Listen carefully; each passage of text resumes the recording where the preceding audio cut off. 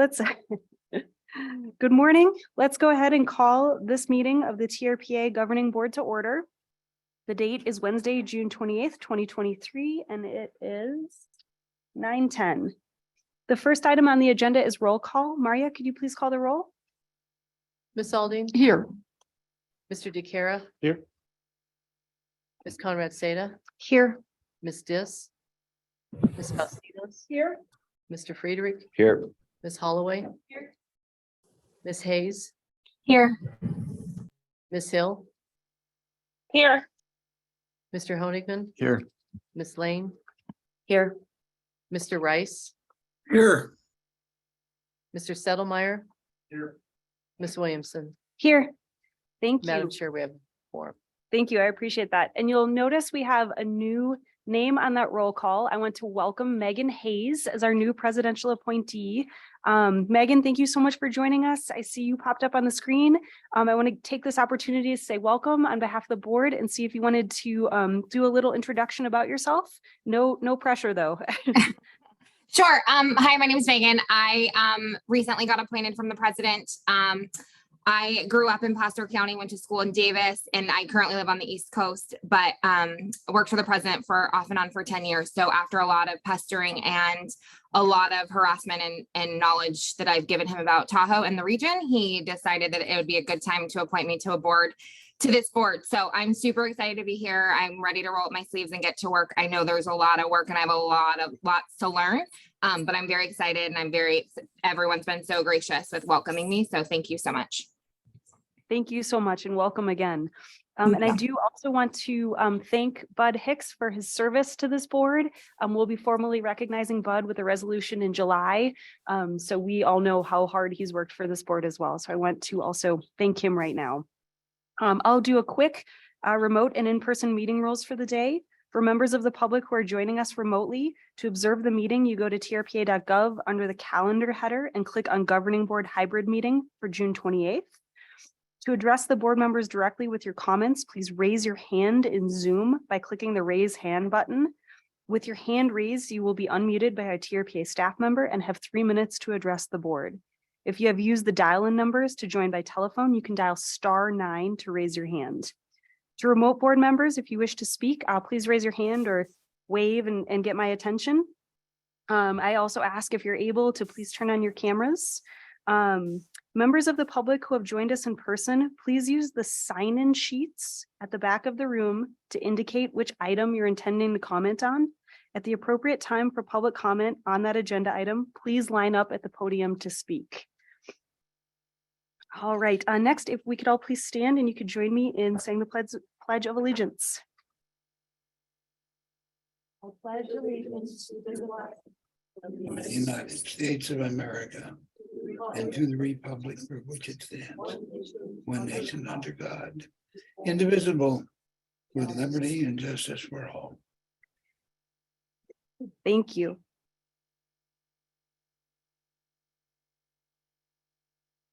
Next, let's move on to approval of the agenda. Julie, are there any changes to the agenda?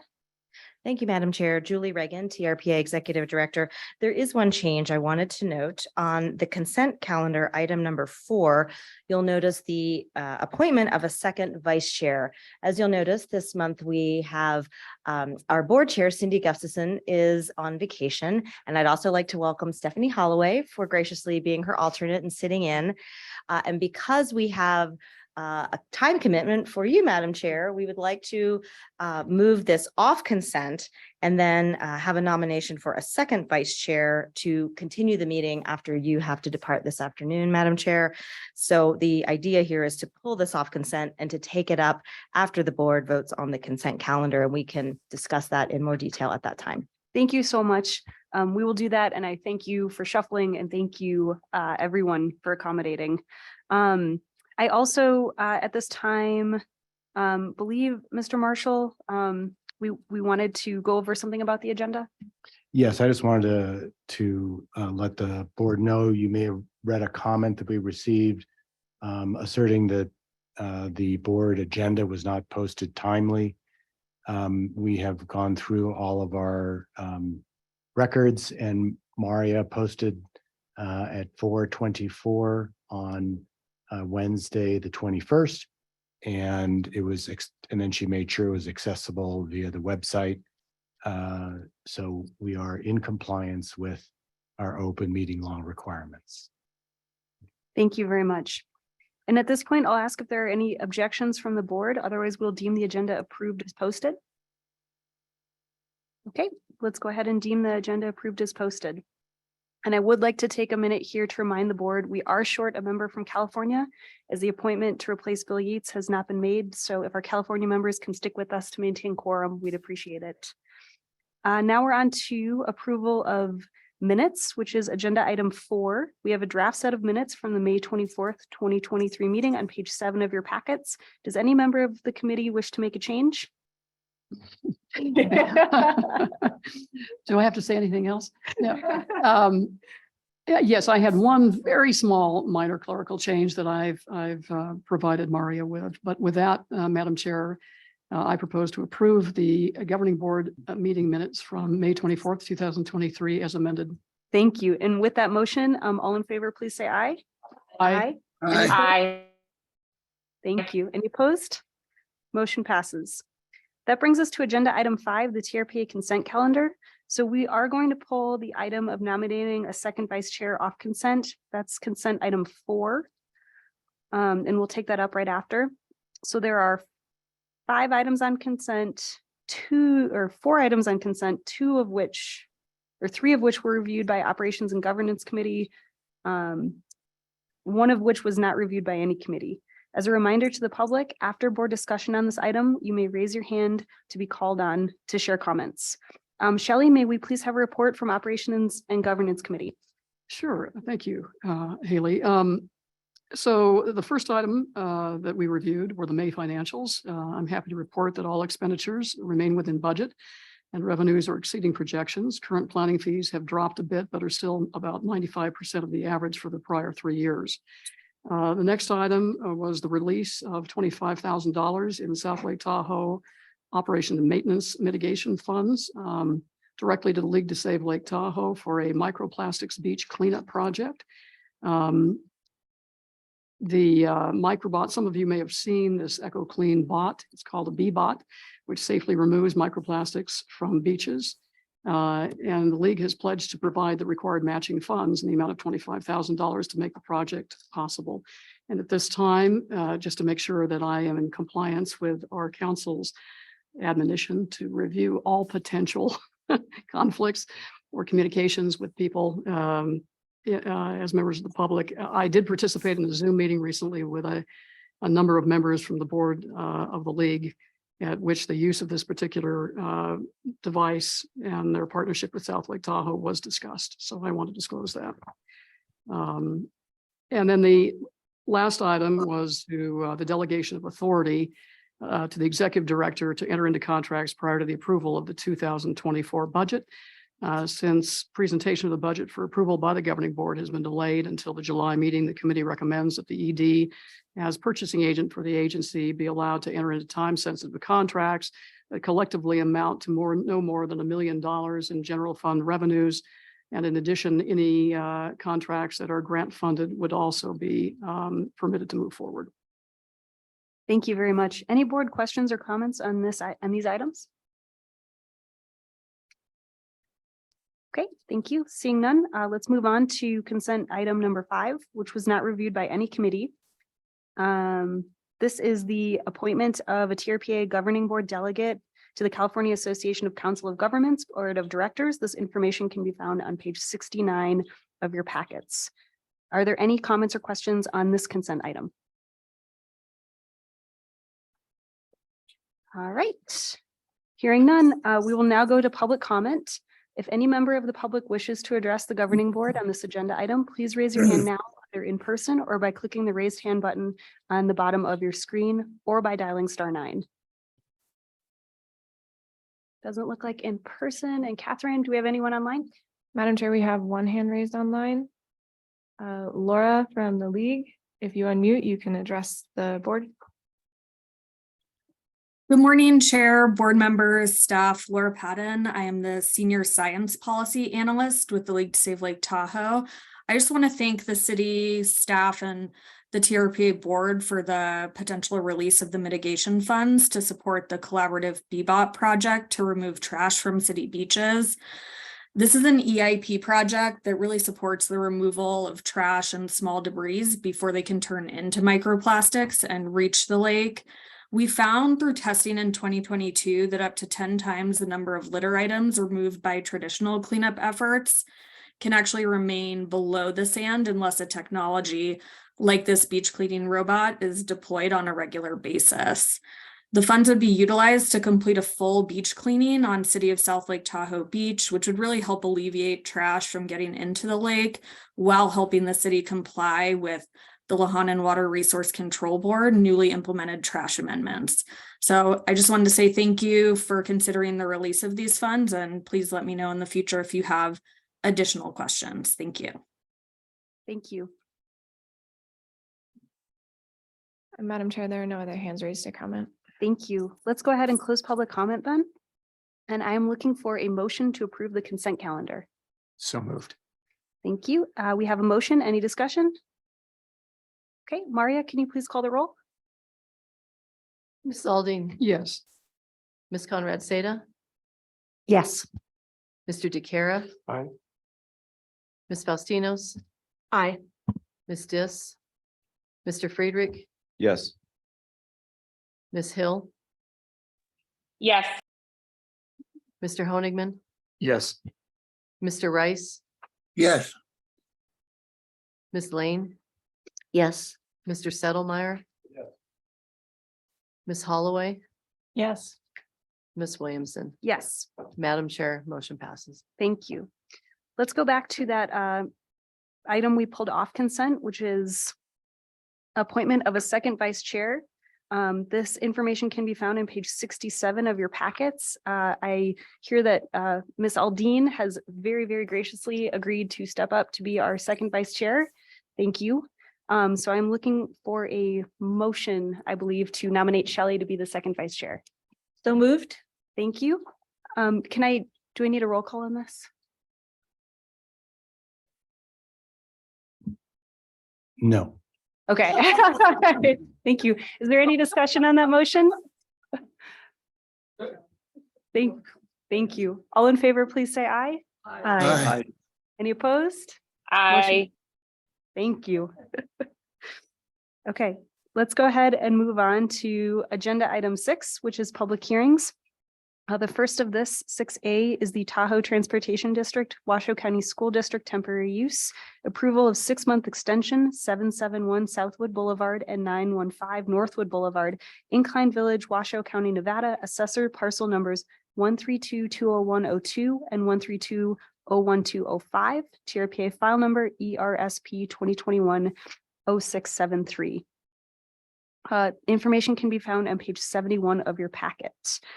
At this point, if I could please turn it over to Bridget Cornell to present on this item.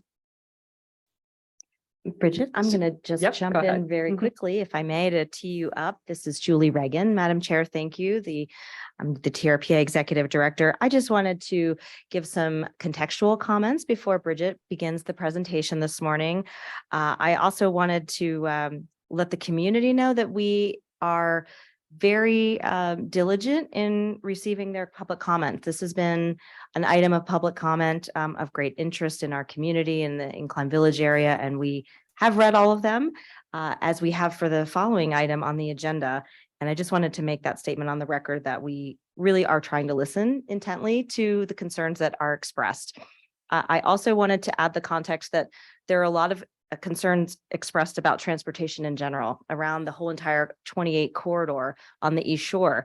And this is a very narrow decision space for you today. And we would be happy to talk about the larger issues related to traffic and parking and some of the improvements that we're doing on the Highway 28 corridor, as well as a conversation about the mobility hub in Incline Village, which has been a topic of great concern in the community. And certainly under board member comments, I'm sure Member Hill, who's the chair of the Tahoe Transportation District, may want to address some of those. But this item is really specific related to an extension permit for the express shuttle from Incline to Sand Harbor, which we really believe is vastly needed in this space. So with that contextual information, I will turn it over to Bridget Cornell. Thank you, Julie. And actually, I do have a note here for myself. I'm sorry, Bridget, to cut you off. It was just a little bit lighter. I do think it's important before we hear the presentation to see if there are any disclosures of ex parte contacts from any board colleagues. All right, thank you. Sorry to interrupt you. Please go ahead. Okay, good morning. Again, I am Bridget Cornell and I'm a planner in our permitting, the TRPA Permitting and Compliance Department. And as Julie just explained, the item before you, again, is the original TRPA file when it was approved was file number ERSP 2021-0673. It was we approved a temporary use at each of these locations to allow for the parking lots at the old Incline Elementary School and the current Incline Elementary School to be used for intercept parking serving the East Shore Express. And I'll go through some history on it, just kind of what has led us to this point today, share a little bit more information, and I'm going to go on to, can you go to the second slide, please, Tracy? Sorry. So I'll just go through a little bit of information. Carl Hasty from the Tahoe Transportation District is here to answer any questions. If we could open it for public, or will be open for public comment, and then we will ask for you to take action on the extension of the permit. Next slide, please. So again, this is a year ago. Oh no, it was on May 26, 2022, the TRPA hearings officer approved a permit for a temporary use for, again, the Tahoe Transportation District to use each of these two locations to act as intercept parking serving the East Shore Express. The way the system operates is that the parking lot at 771 Southwood Boulevard would be used as the primary parking lot. And when that fills up, the parking lot at the existing Incline Elementary School at 915 Northwood would be used as the overflow. And I know it's little up there, but there is just a map of the whole Tahoe region just to attempt to show where geographically this is. Incline Village, for those of you who may be new to the area, is on the very northeast shore of Lake Tahoe. And this piece of this shuttle serves from Incline just to Sand Harbor. So it's just a few mile segment along that stretch of Highway 28, and then feeding the parking lots. Next slide, please, Tracy. And then this, I know that's hard to see from this too, but I tried to capture that's kind of an aerial view of the Incline Village kind of commercial core. And again, for those of you who may not be familiar, there's kind of a loop around the commercial core of Incline Village contained within Northwood on the north side of the highway and Southwood on the south side.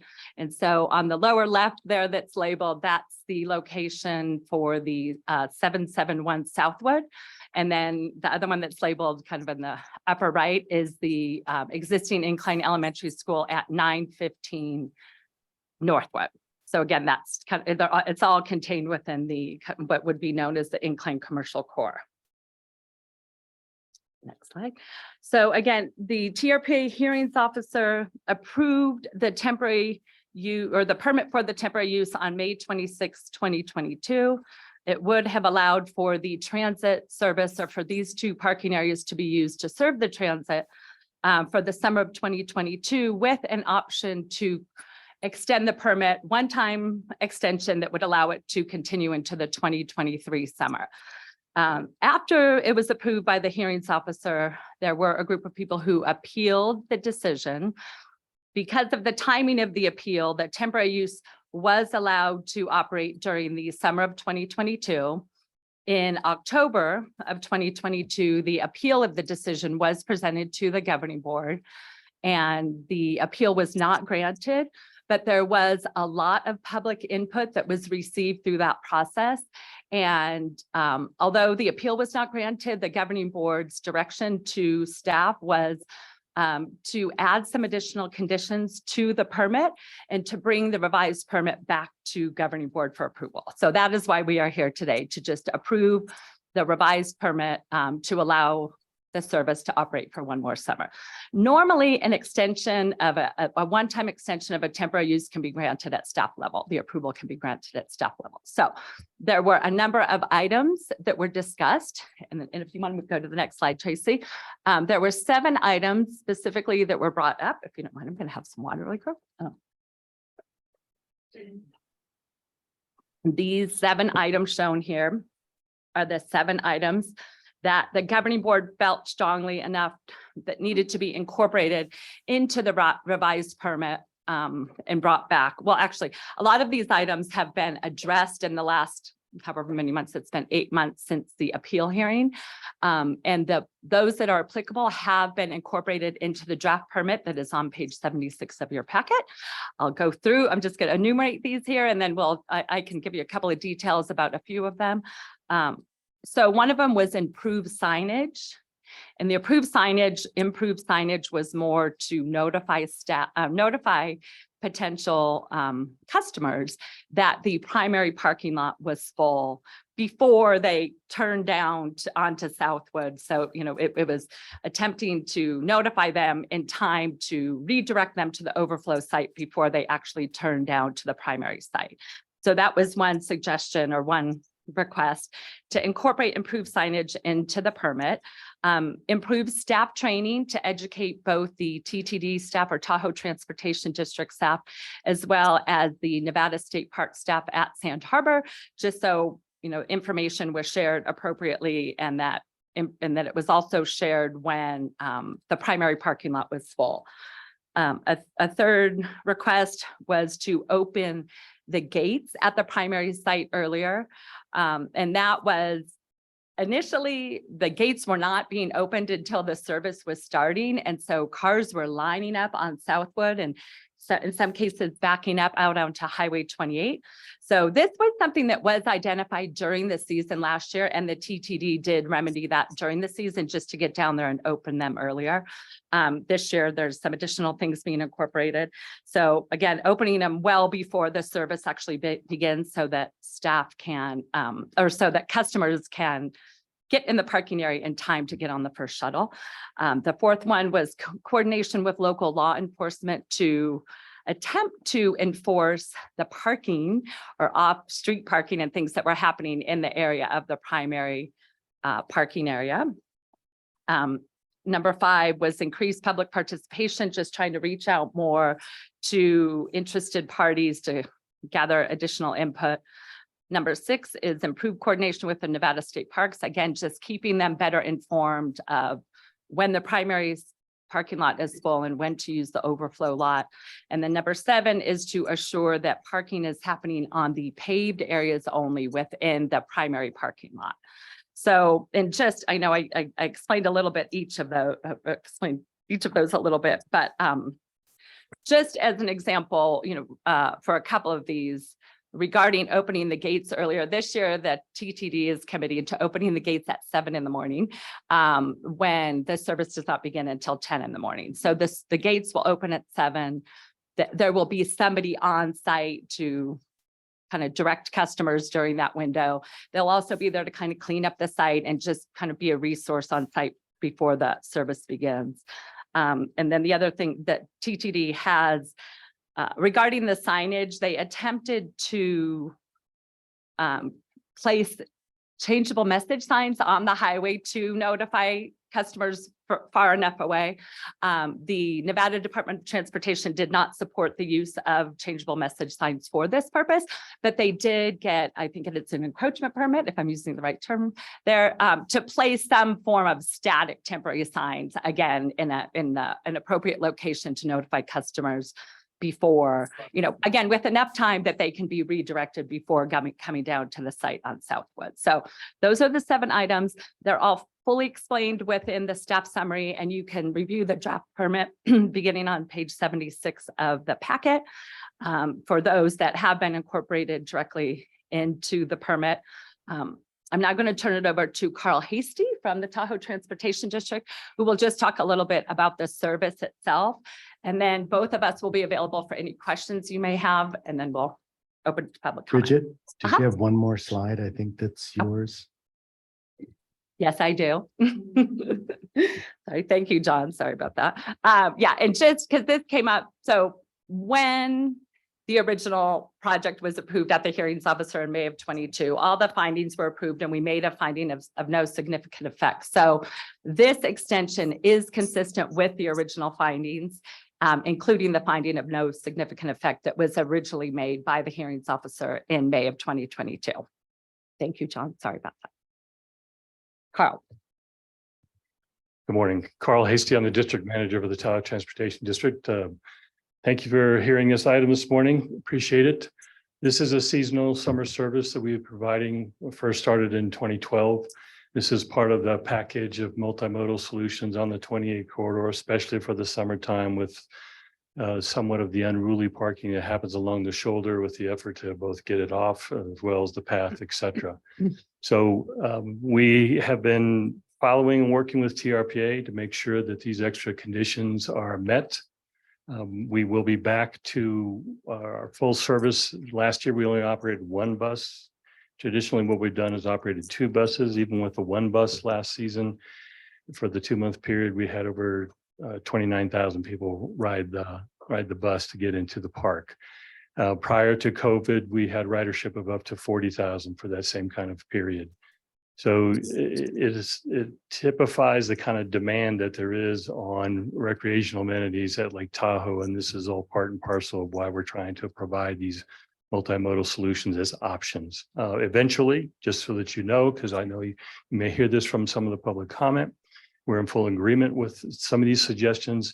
Is the whole idea of the ultimate plan is to be able to start to capture people more from outside of the basin to get them in that way. Before we can do that, or while we're doing that, we need to also build the network internal to the basin to be able to do that. So this is part of where we're at right now, is more of this internal solution while we work on those external solutions as well. So with that, we'd appreciate your consideration and support, and I'm available along with Bridget to answer any questions you might have. Thank you. And I see Ms. Aldine has a question. Yeah, thank you. You know, I'm not accustomed to these disclosure requirements. Sorry. I did have a short conversation with Carl yesterday regarding this agenda item, but along those lines, Carl, the Incline Village Mobility Committee met on the 24th of June, as I understand it. Could you just quickly summarize the comments that were made and the responses? Certainly. Yeah, so the comments that we've had then, and we just had a meeting here last Monday, or this Monday, 2 days ago. And so some similar comments there. The types of comments that we hear is really do not like the use of the old elementary school site for this purpose. We really should be planning for fire evacuation for any kind of transit service, because that's a big concern from folks. And other kind of comments are we should be actually marketing, and a lot of players in the basin should be advertising through advertising campaigns of going, if you don't show up by such and such an hour, don't come. So those are the types of comments that we have heard relevant to this issue and kind of to transit as a whole. Okay, thank you. And Mr. Hasty, Carl, do you want to follow up on some thoughts that you have regarding those comments? Well, it's rather, advertising is rather difficult to do. That is a concerted effort. It is a competition for the few seconds of folks' time to be able to get their attention on that. That's something we would want to work with parks on, because they're the ones who end up closing the gates to the park and that kind of thing. So that is an option. I know Parks has been looking at a variety of other solutions, including a reservation system at some point in time. So you can't ever do enough outreach to folks to try to start to educate on that. Incline is not the target and not the endpoint for a solution for transit and visitors to come and as transfer points. But like every other community, it is an important node that becomes a connection point within the service area for the entire Tahoe Basin. So that's kind of what we've been working with Incline right now. And the focus has been the 28 corridor for the last plus 10 years. Will be probably for a while, because all of these improvements are very long time in developing. But we do agree with the folks in Incline that, again, capturing folks from outside and really putting a greater emphasis on that is where we all need to go. And I think there's opportunities collectively working together to help make that happen as well, which would then alleviate some of what maybe Incline experiences right now with a lot of travel that comes through there. And this will be in follow up and then I promise I'll swivel. So along those lines, Carl, I know that you're giving some thought to alternatives to the existing site. And is there an opportunity? I guess my first question is, have you been able to determine which corridors are being used to access the existing parking lot that services the shuttle service? Yes, I mean, the primaries are the Mount Rose Highway and then coming from SR 28 from the California side are the biggest access points, more so than 28, say, from Spooner Summit. So among the sites that might be under consideration, is there a site that perhaps would be on the Mount Rose Highway that would serve as an intercept lot? For outside the basin, that is the idea of looking at. I'm sorry. Are we off? Yeah. Okay. Okay. Although it's Sorry, an we're- interesting inquiry. right? Yes, it John? is. And it's not because lack of interest. It's only because we're not agendized for discussion. We'd be Of the happy to ultimate schedule another time. Okay, you and I can talk offline. Thank you. And anyone else? Go ahead. Thank you, Madam Chair. So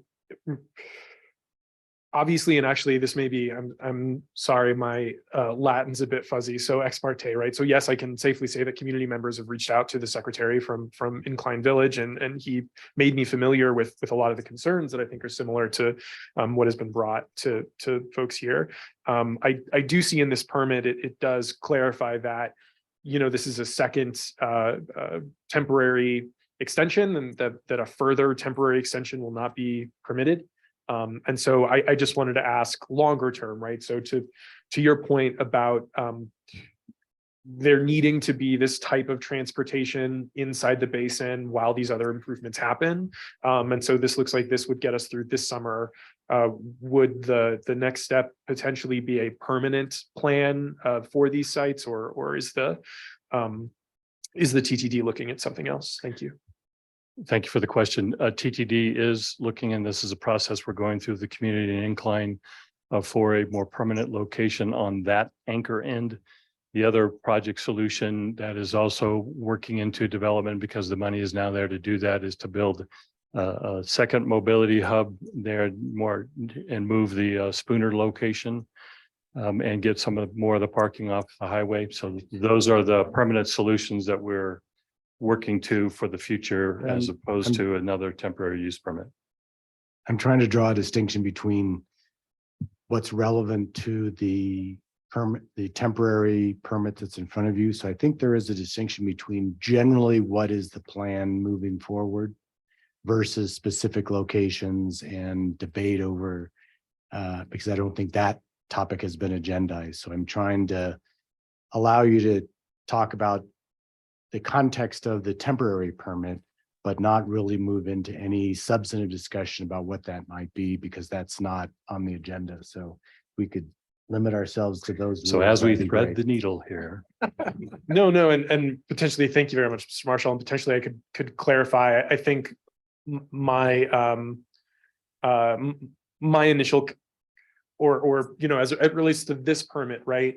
If this is the very last time we can revisit this temporary permit on this site, I think it's worth considering how, if that element of this is potentially affecting transportation in some way, right? So that's all. Please go ahead, Ms. Holloway. Yeah, thanks, Madam Chair. So Carl, I have some history in the traffic world. So I just have some operational questions for you on the mitigations that were touched on earlier. So the signage, the static signage, can you talk about how that, is that something that is a permanent one-time message, or are you able to manipulate that depending on whether the lot is full and redirection? It is not, you mean permanent in terms of the temporary? Yeah, so is it? It's not an changeable electronic sign? changeable message sign. Okay, okay. And that is what we weren't able to do. And that gets a little So I guess the question would be, how are you messaging that Well, lot is full? this is, so we will be working with, there's several locations. There's the park staff themselves. There is the park or the staff that we have, the parking ambassadors we have at the trailhead parking, because oftentimes those get tapped and transit does stop by there. And then there's the the sandwich boards that we'll have that we could modify. And then there's staff at the locations for this parking and the bus pickup. Okay, and I understand the challenge was, the state highway operator was not interested in a changeable sign. And yes, and State Parks does have 2 permanent electronic signs up, one at Spooner Summit and the other one on 28 that, when this light's flashing, the park is full type of thing. So that's, and a lot of what we've experienced with folks is that they've come to the park, they found that they can't park there, and then they're driving around or parking on the highway to get in, waiting for the gate to open. Okay. And then the second question, how many sites, how many parking spaces generally are we talking at both sites? And in last year's history, how many times did you see that the old school site fill up where you had to then pivot to the overflow? The old school site is roughly 60 spaces. About the most that we've ever had at any one time is maybe 140. And usually that's around the 4th of July week. Okay. Great, thank you. Ms. Eldine? Don't ever give the gavel to John, because I may be, drifting off tact here. You referenced, Carl, the electronic signs that exist, for example, the one on Spooner Summit that says parking lot full. Is there an opportunity, do you think, to work with NDOT? I'm assuming NDOT has purview over the erection of those signs, to modify that to include information about the overflow of the parking lot and where it's located?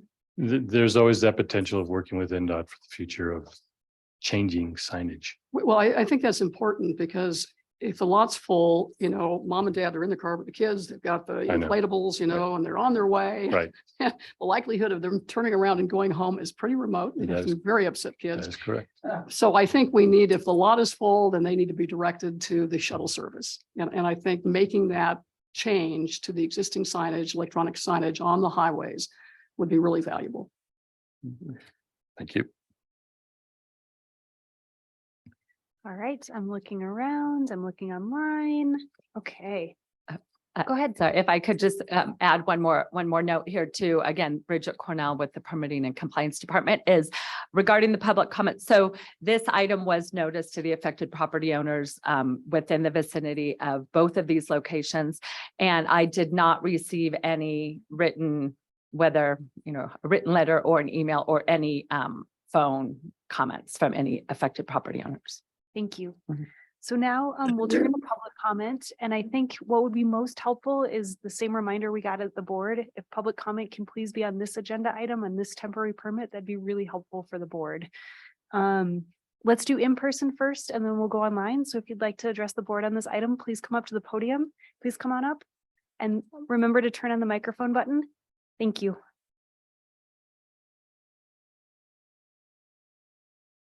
Stooping, this is the button.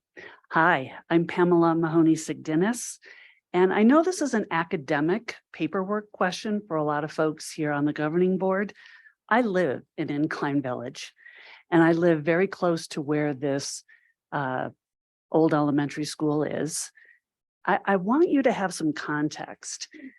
In order to get to the one grocery store in Incline Village, you have to make the transit on Highway 28, which is very close to where this old elementary school is. If you want to get to the hospital, you use this 2-lane road where the old elementary school is. If you want to get to the urgent care, you need to use this 2-lane road. This is not an open fallow field. There are apartments, there are multi-use dwellings, there are people who live all around here. And when you get hundreds, and you're saying 29,000, 40,000 people looking to come into Incline Village, a village at peak, only has a population of between 7,000 and 8,000. That's a lot of competition for us to get to the grocery store, the hospital, the urgent care. Now imagine a fire and what it would take to get people who are at Sand Harbor, as well as at the old elementary school, and the residents and their friends who are visiting. This is just untenable. I really ask that you think this through. There are people and our very daily existence involved here. This is not just a paperwork exercise. I would ask you please to not approve this. We've been living with this. It's increasingly bad since 2012, and it's gotten worse. So please, give some, please, consideration to the poor people who have to rely on this one transit that is now being advertised to the world. Thank you.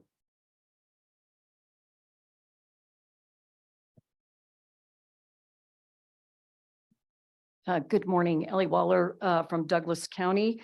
More specifically, the transit service only operates mid-June to Labor Day. How much VMT are we really saving for less than a quarter of a full year? And how much VMT should we be looking at that's being caused by the commuters coming from outside the basin? I agree with the previous speaker. We need to look at this from a residential standpoint as well as a tourism standpoint and try to find some harmony between the two. Is there really gain here for just a couple months? The future discussions of where mobility hubs will be and how much they affect the bigger picture is what really needs to be talked about here, not a temporary permit that doesn't really serve the greater good, in my opinion. Thank you. Any others in person? All right, can we please go to the online? Madam Chair, we have 4 hands raised at the moment. Sorry, that went up to 5. The first hand up was Helen N. Helen, if you unmute, you can address the board. Hello, can you hear me? Yes. Hello? Okay, thank you. So rather than simply approving a 6-month extension for the East Shore Express, please take into consideration the following reality for the summer of 2023. This past winter caused many transportation issues, including the necessary repair of potholes, accelerated fading of crosswalks and other road markings, and a delay in starting road construction projects. Road construction has created gridlock in Incline Village and Crystal Bay. On State Route 28 to Sand Harbor, we're affected by the Affluent Pipeline Project. State Route 28 to Kings Beach is affected by NDOT projects and private home construction. Both result in frequent road closures or one-way traffic. State Route 28 through Incline Village is affected by NDOT's ITS conduit and concrete work. State Route 431 to Reno is affected by paving and other improvements. So due to all this construction, we've not had our crosswalks repainted or our road striped within Incline Village, resulting in unsafe roads for vehicles, pedestrians, and cyclists. Those of us that live in Incline Village and Crystal Bay are held hostage during the week. Thus, we run our errands on weekends and when the construction is suspended, and this puts more cars on the road during peak traffic days. Numerous news reports, including on Channel 2 News and the San Francisco Chronicle, quote Tahoe Regional State Park Manager Alan Woodridge saying he's facing seasonal staffing shortages to a magnitude that he's never seen. I've been at Sand Harbor for 8 years now, and this is definitely the first year where we've been sounding the alarm bells that something needs to be done.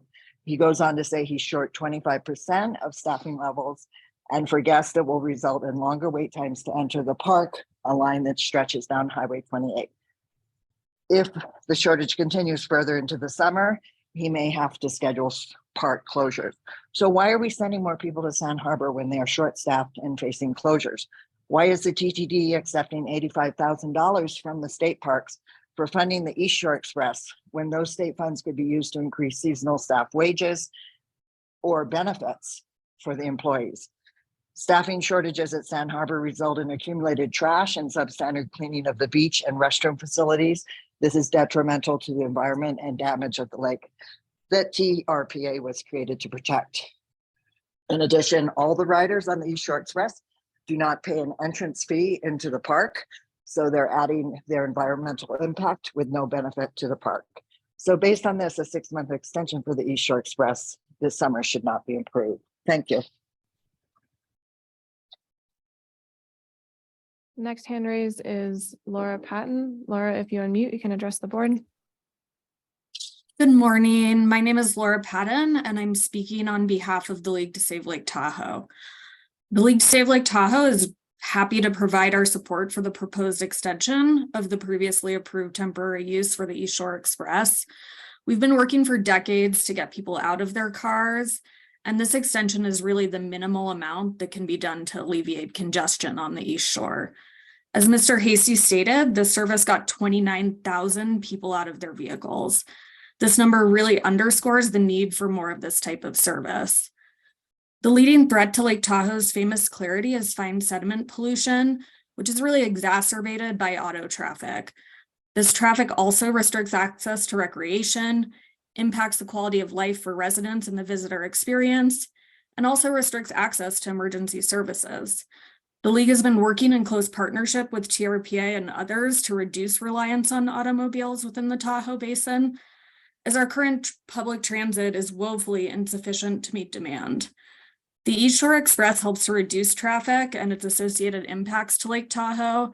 And although this service will really only make a dent in our transit needs, it's an important foundational service. Ideally, shuttles like this will be abundant and lake-wide in the near future. We hope the governing board will approve this extension to support our public transportation. Thank you. The next hand raised is Carol Black. Carol, if you unmute, you can address the board.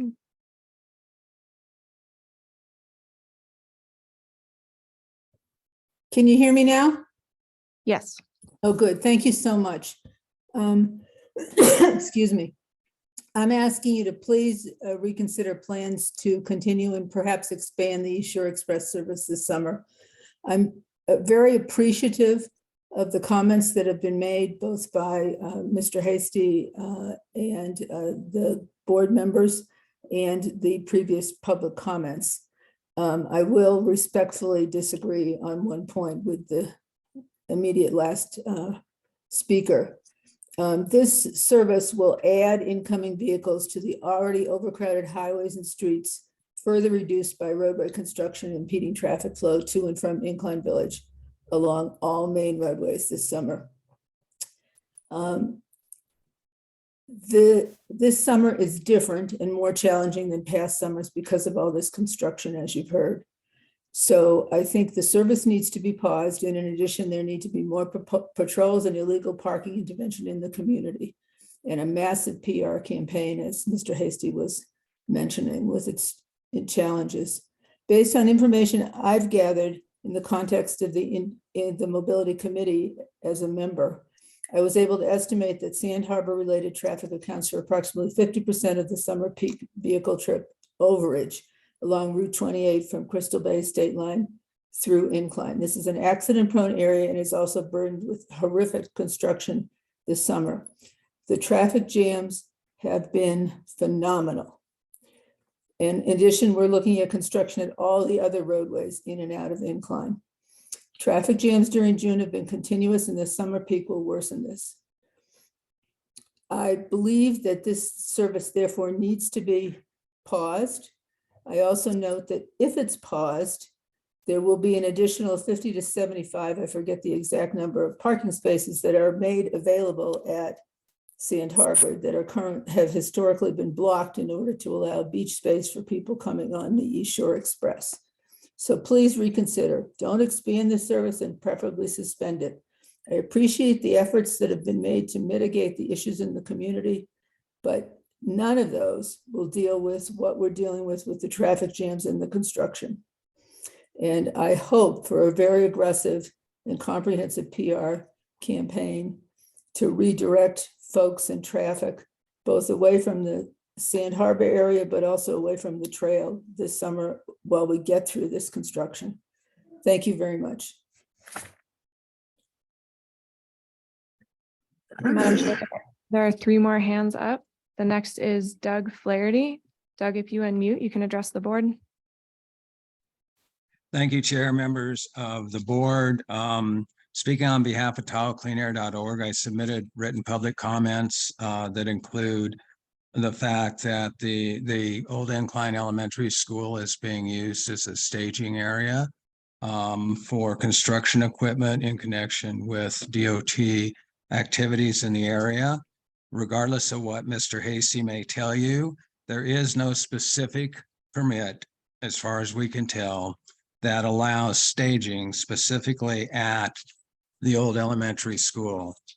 So basically, we believe that the staging is happening in violation of the current use permit, which allows no parking on unpaved surfaces.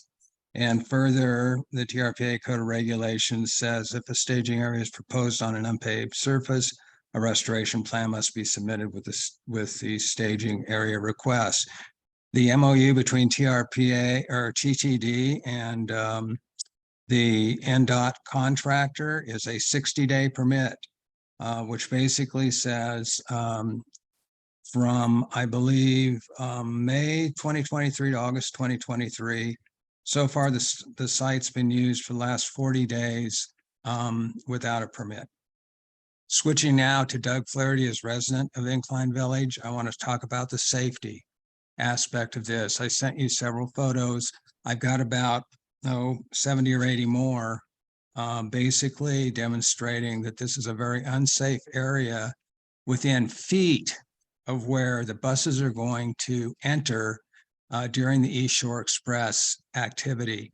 If Mr. Hasty claims that the staging area construction or the staging of construction equipment is going to cease soon, then this should be a condition of this extension of this special use permit. The board must make a finding that the TTD must not allow simultaneous activity of heavy construction equipment staging while the East Shore Express is in operation. So please think about the safety of this neighborhood. It's bad enough as it is. I use that area every day to go, run my errands. It's very unsafe. Take a look at the video where a big skip loader arbitrarily moves back and forth across Southwood, backs up, a car almost hits it, it dumps dust and dirt from underneath it, and it tries a couple of times to enter the area. The BMPs that have been put in place were not put in place until after 35 days of use. For safety purposes for this neighborhood, please discuss this, take it seriously, and please do not allow simultaneous operations. Thank you so much. The next hand up is Kathy Julian. Kathy, if you unmute, you can address the board. Thank you very much. I have 3 comments. The first is that the first commenter from the public did not mention that the old elementary school site is on the route to our post office and postal express, and these 2 entities provide mail delivery boxes to more than 75% of our population here in Incline Village. So just keep that in mind. The second point is I'm concerned that approval of this extension will serve as a precedent or an argument for a permanent parking facility at that site as part of the Incline Village Mobility Hub. And I would urge you to discuss that and make sure and perhaps even amend the motion so that it is not used as a precedent or argument for a permanent hub there. And finally, I would ask that the TTD engage in discussions with North Star and with Mount Rose Ski Resort on the use of their parking areas during the summer for the East Shore Express, and that this should begin now in preparation for the summer of 2024. Thank you very much. And the last hand raised is Alan Miller. Alan, if you unmute, you can address the board.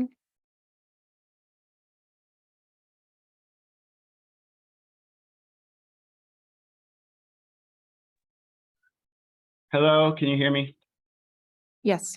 Okay, thank you.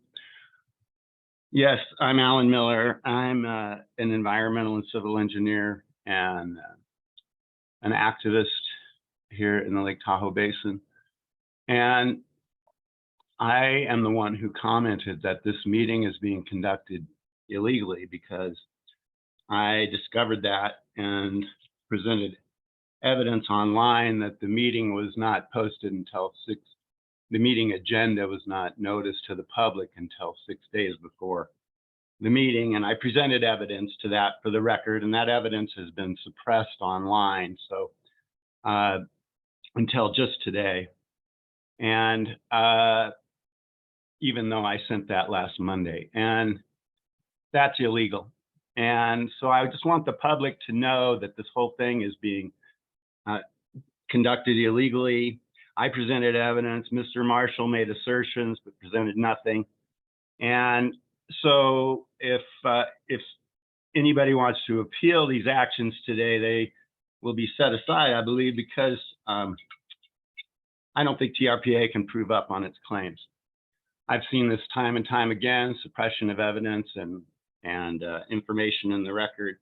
And this is just another example of TRPA's planning failures. 12 years of temporary use. I don't think so. So that's the main thing. Is just that TRPA has resorted to all kinds of criminality to cover up the fact that they didn't publicly notice the meeting properly. And so I just would encourage members of the public to understand that TRPA is just going to go ahead and adopt this today, despite any concerns that are expressed, and so your only avenue is going to be to appeal. And so, I'll just leave it at that because, again, suppressing comments from the record, trying to isolate people like me, that's forbidden by the open meeting laws. Public Records Acts are being violated. And so, I just want the public to know that this is the kind of criminal organization that's being run over there. Yeah, they have two faces. Their public face, where they try to, put everybody at ease about how great they're doing. And, I'll grant that some of their partners working with them do great work. And, beyond that, I don't really see them as a very capable planning agency in the area of I could point to several areas. So I'll just mention in my comments that I submitted that Mr. Miller, can you finish up your comment, please? You're at 3 minutes. Yeah, I'll just mention that they don't have a plan for the wireless 5G rollout basin-wide here, which is occurring. Thank you, Mr. Miller. Are there other public comments? No, Madam Chair, there are no other hands raised. Thank you. And seeing nobody else raise their hand, we're going to go ahead and close public comment at this point, and I will turn to other further comments from the board. I see Ms. Hill. Thank you, Madam Chair. I appreciate the opportunity. I really appreciate the public commenters, and I wanted to commend staff. I think a really great job of mitigating as many issues as were brought to us at TTD and TRPA for this temporary use for the East Shore. And I would much smoother season for the community. And what's great is that this board is going to be willing to listen to concerns throughout the season from the community if there are things that we need to further mitigate. And I certainly am open to that as well if folks want to reach out. I do want to say, I don't want to get in trouble with John. I want to say we are working at TTD. I'm chair of TTD and I'm chair of the Mobility Hub Committee for TTD for Incline Village. And we are working to find some bigger solutions for this issue. We we do believe in outside intercepts. There's a lot of players that need to come together to make that happen. And I think the sustainable tourism plan that was just released is a great opportunity for us to really push on the states as well as our transit partners outside of the basin to step up, and we can get folks bussed in from outside. So I'm in support, and I just wanted to, make sure that I put that on the record for folks to hear, and I appreciate people's public comments, and we're going to continue. Thank you. Wes, Member Rice, did you want to say something? I do not. Sounds good. And I'm sorry, Ashley and then Vince, go ahead. Oh, I just had one question, which is that, is the Nevada DOT construction work scheduled to continue for the rest of the summer or for the duration of this permit? I don't know the exact construction schedule for that, but the use of the old elementary school campus as a staging area is incorporated into, there is an EIP permit for the nearby work that's being done. I don't know if it's NDOT but the project that area is being used as a staging area for, that is incorporated into an environmental improvement project permit. I don't know like when they're going to start and stop during the season, but it is accounted for. All right. Go ahead, John.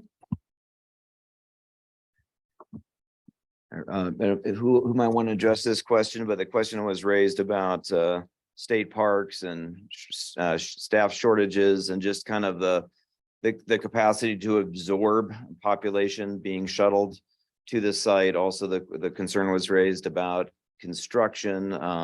So just, I suppose just traffic and capacity questions in general, as it relates to this short-term extension of the service with the short-term staffing situation or road construction situation. And I would just make a comment that it does seem like there is a need in following with Ms. Hill to look seriously at a longer term solution. Maybe just asking that again to say like, kind of how intent is TTD on finding, say, beyond this short-term extension, a more permanent, say, out of basin intercept lot. I'll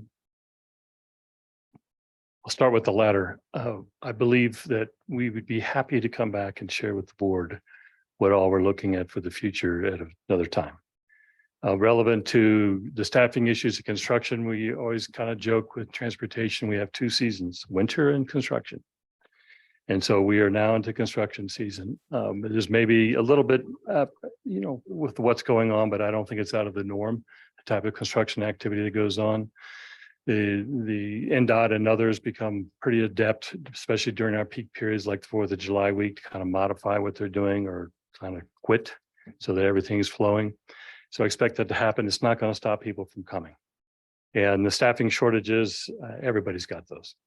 So State Parks is on board, are looking at us to do this, are expecting us to do this. There will be a challenge for them like it'll be a challenge for us.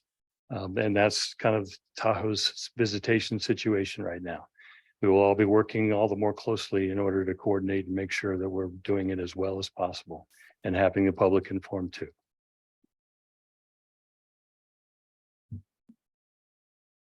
Go ahead, Ms. Holloway. Yeah, Stephanie Holloway representing Placer County. So yeah, I just wanted to echo, my support for this project and just overall mobility improvements. And as Carl mentioned earlier, there's a long plan for transportation improvements in the basin, and we get there incrementally. And so, Placer County is also working on a number of different mobility options, and they all feed together eventually. So I think all of the comments that I've heard about interceptor lots outside the basin, increased service at peak times, those are all things that I think help us move forward from a transportation perspective. I did drive by the site this morning on the way here. I will say that I'm a little concerned about the construction joint use on that property. And so just to echo, coordination with NDOT as they're working forward on that. The site doesn't look it looks like it's in a construction phase right now with the fence around it. And so just, awareness that there could be some conflicts there, and I know you'll work closely with them. And we will. They're two separate areas. And so that one small area, it's a 6.5 acre parcel. And so, what we usually see is them in the morning and them in the evening type of thing. So we will be coordinating with that. It's mostly to store materials. Okay, thank you all. If there are no further questions or comments from the board, Ms. Aldine, please. John, I don't know if this is significant or not, but within the permit on page 79 under paragraph 12, it looks like this is kind of residual language from a construction permit. I mean, part of the permit does not include any construction work, but it says TRPA reserves the right to amend any portion of this permit or construction operation while in progress if it is determined that the project construction is causing significant adverse effects. Can we just eliminate any reference to construction? So it would read TRPA reserves the right to amend any portion of this permit if it is determined that the project is causing significant adverse effects. Yes, it is a standard permit term, so we Right. can Okay. definitely just delete the word construction from both, Okay. in All right. both I would places. recommend we do that as an amendment to the motion. So with those comments, I am ready to entertain a motion on this item, and I will just note for the record, we need an affirmative vote of at least 5 members from the state of Nevada and 9 members overall. Thank you. This can be found on page 71. Madam Chair, I'm happy to make the motion. Please go ahead, Ms. Hill. Thank you. I move to approve the proposed extension of the Tahoe Transportation District, Washoe County School District, temporary use, subject to the conditions of the draft permit with the changes made by Ms. Aldine. Thank you very much. Thank you. We have a motion. Any discussion? Seeing none, Maria, can you please call the roll? Ms. Aldine, Yes. Ms. Conrad Seda, Yes. Mr. DeCara, Aye. Ms. Faustinos, Yes. Ms. Dis, Mr. Friedrich, Yes. Ms. Hill. Yes. Mr. Honigman, Yes. Mr. Rice, Yes. Ms. Lane, Yes. Mr. Settlemyre, Yes. Ms. Holloway, Yes. Ms. Williamson. Yes, Madam Chair, motion passes. thank you. Let's move on to agenda Thank item you. 6B, which is amendments to Washoe County's Tahoe area plan to allow single-family condominium use in special area 1 of the Incline Village Commercial Regulatory Zone. Information on this item can be found on page 85 of your packets. As a reminder to the public, after staff presentation and board discussion on this item, you may raise your hand in person or on Zoom to be called on for comment. Now, if I can please turn it over to staff, I believe Jacob Stock to present this item, and I want to note Washoe County staff are available to answer questions as well. As Jacob gets ready, just give him a few seconds. Go ahead. Are you ready to go? Sure. Yeah, I let's just go wanted- for it. I just wanted to draw a distinction between why we're not asking for ex parte contacts in this context and we are on the other context. That was a project vote. So it's a, quasi adjudicatory process. This is a quasi legislative process. So you're not required to disclose your ex parte context when you're acting more as a legislator than an adjudicator of facts that apply to a permit. Okay.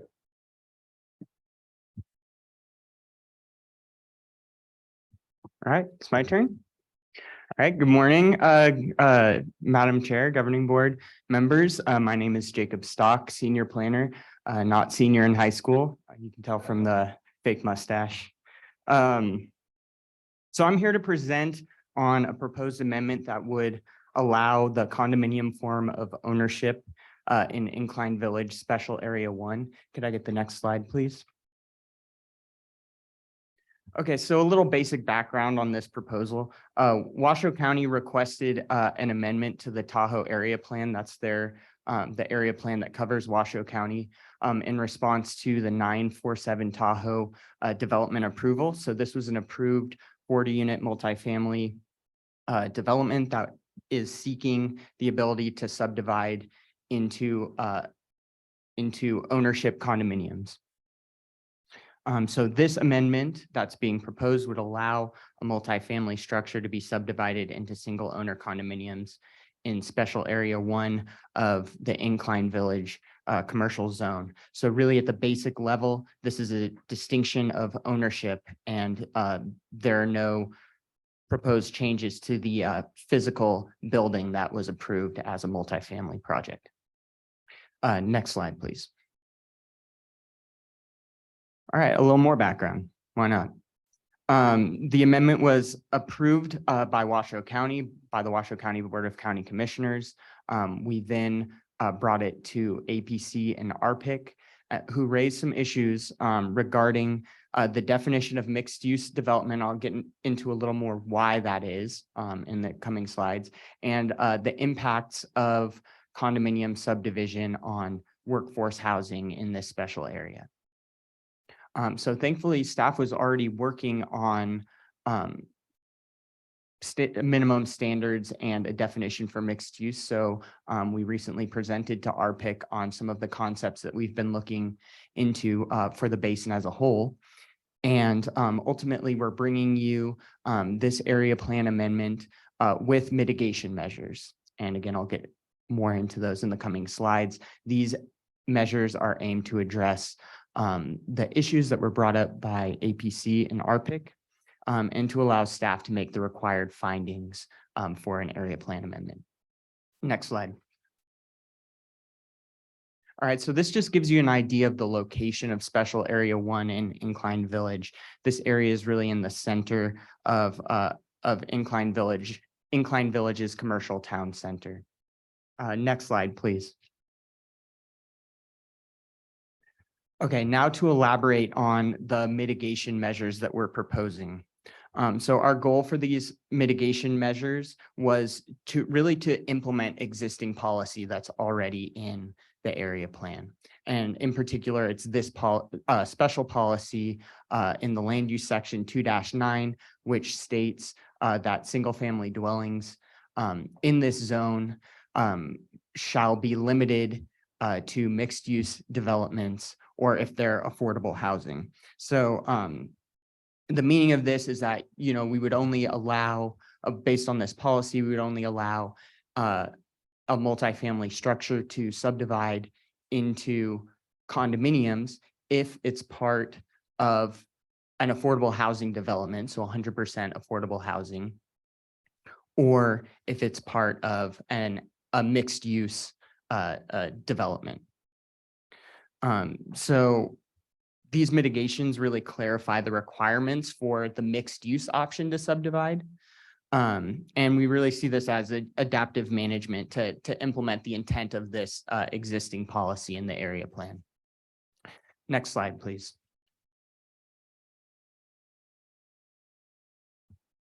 Turned itself off, sorry, or I did. So why mixed use? Why are we trying to support active mixed use in the Washoe County area plan? And well, it's because mixed use supports active transportation in commercial cores, and it reduces vehicle miles traveled. And it does that by integrating compatible land uses along with pedestrian oriented design to create a community where people don't need to use cars to access their basic services. And so, again, what we're trying to do here is clarify what our standards are, what our requirements are for active mixed use. Next slide, please. So in this mitigation, we start by defining what is mixed use. So we say that mixed use is about the proportion of non-residential uses, and it's about the location of non-residential uses. So we're asking for non-residential uses to occupy the ground floor street frontage of of a mixed use building. And I'm also excited to say that we're including this concept of floor area ratio here. This is really an industry standard for regulating building mass. It's a way to measure mass for multiple uses that's proven a lot more reliable and predictable than density. And the number that we're proposing here, 1.3, is based on what was already permitted, what's already permitted in this zone. And it's consistent with best practices that are recommended by the American Planning Association. And I can get more into floor area ratio if you guys are interested, but we'll leave it at that for now. Next slide. So we set minimum standards for mixed use as well. So that includes what types of uses can be included in a mixed use structure, which we define fairly broadly. We set a no minimum parking standard. So this would be a TRPA standard. And in the case of our area plans, particularly, or of the Washoe County area plan in particular, a more stringent standard parking minimum that the county imposes would take precedent here, but this is what we've included in the mitigation. And of course, designed to promote active transportation and pedestrian accessibility. Next slide. So affordability is really a key component of viable mixed-use development. So I want to give you some information on TRPA's deed restriction program, since it comes into the mitigation here. So these are our definitions for affordable, moderate, and achievable housing. I'll be using these terms to describe our affordable housing requirements. I wanted to note the achievable definition was recently changed this 2 months ago. And the achievable definition really builds on the lessons learned from our history regulating and enforcing deed restriction. It includes asset caps and audits. And the goal here is really to make sure that these achievable units are occupied by local workers. Next slide, please. So our mitigation requires that a proportion of units in a subdivided mixed-use structure will be deed restricted. And the result of this requirement is really that 10% of the residential floor area and at least 10% of the residential units are deed restricted at one of our deed restricted categories. And I'll get more into that in the next slide, please. So we allow two options for a developer to meet these deed restriction requirements. In option A, we allow for a mix of affordable and moderate deed restricted units at 10%. That must be built concurrently with the condominium development. And so the result here is that we get at least 10% of the units built with an income cap deed restriction. Option B is 10% deed restricted achievable. So that's our workforce category. And in addition, the requirement for an offsite parcel of equal unit capacity to be deed restricted affordable. And what that means is that if a development is proposing 40 condominium units, then they need to deed restrict an offsite parcel with the capacity for 40 units. There's additionally an option here that we will release the deed restriction on site if housing is built on that offsite parcel. So the result being that we would get units 10% unit of the units on site for workforce and potentially in the future, a larger development for affordable housing. Next slide. So the 947 Tahoe development initiated this amendment. So it's, how do these mitigations impact this approved structure if they propose to subdivide? So the development is already approved as mixed-use multifamily. They would not be required to comply with the new mixed-use standards. So they would not be required to redesign their project in order to subdivide, but they would be required to comply with the affordable housing standards in the mitigation. Next slide. And that's all I have for my presentation. Thank you. Let's start with board member question or comment. Member Conrad Seda. I just wanted to thank Jacob and Karen for really helping me understand the iterative process to get to where we are today and the way that the team has taken in public comments and adapted their process. So I just wanted to thank you for all of that. And it's reflected in the board notes as well. Go ahead, Vince. Member Honigman. Yeah, I wanted to say, what we're really talking about is just allowing a different type of ownership in this project. This project could be built as apartments today. We're just looking at it, whether we should allow it to be built as for sale product. And in exchange for that ability to make that jump to for sale, we are getting affordable or achievable units now and potentially up to 40 affordable units in the future, which would be a pretty amazing one-to-one relationship. Now it'll be a little bit of a load to get those built, but I think hopefully this is a great win for the basin, and I think staff did a really good job kind of getting us to where we are, and so thank you for working on that. And this would be a great, I think, win for Incline Village to get 40 affordable units. Even some achievable is a great a great lift. So thank you.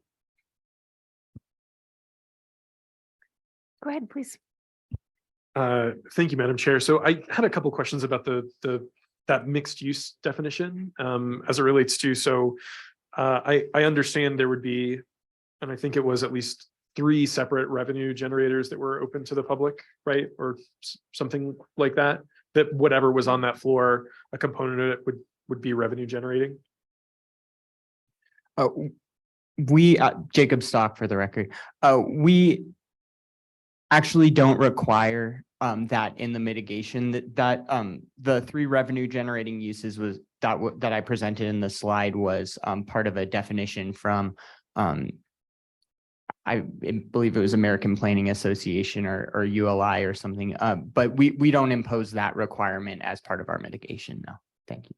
If I could clarify a little bit, what the concept really is that you have 3 different types of activity that are together. So people living, people working, and people recreating, restaurant or whatever. Living may not generate a revenue, for example, but the point is you get those uses together and people don't have to drive to each one. Got it. Thank you very much. And so regarding what is the mixed use components, are there restrictions around what could constitute that mixed use, or like requirements for around what would constitute that mixed use? So one of the things, for example, that jumped out to me was a sales office, which I understand would be an alternate use to just living or recreating, but is not necessarily a public use or so. Yeah, Jacob Stock, so in the mitigation measures, we included sales offices, gymnasiums, lobbies, management offices.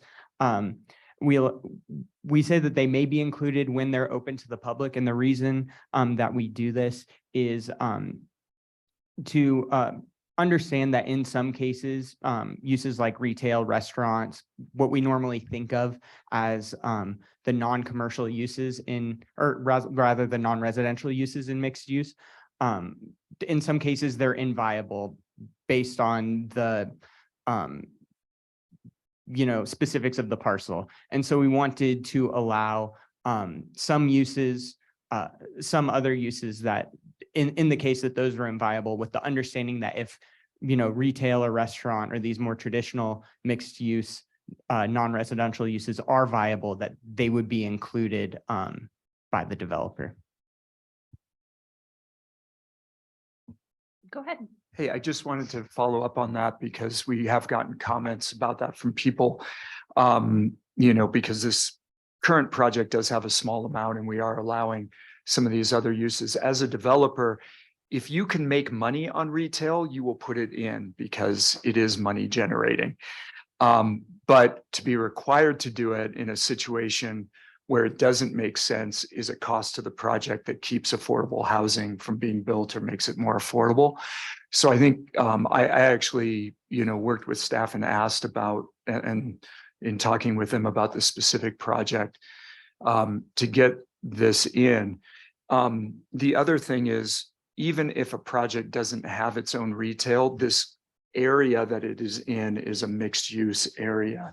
So even if you can't go straight downstairs to get coffee, you can get every single thing you need to live within, a quarter mile in that area. So having these units in downtown in this mixed use area is it should reduce VMT as opposed to having them spread around the basin, which is what's happening today. So thank you.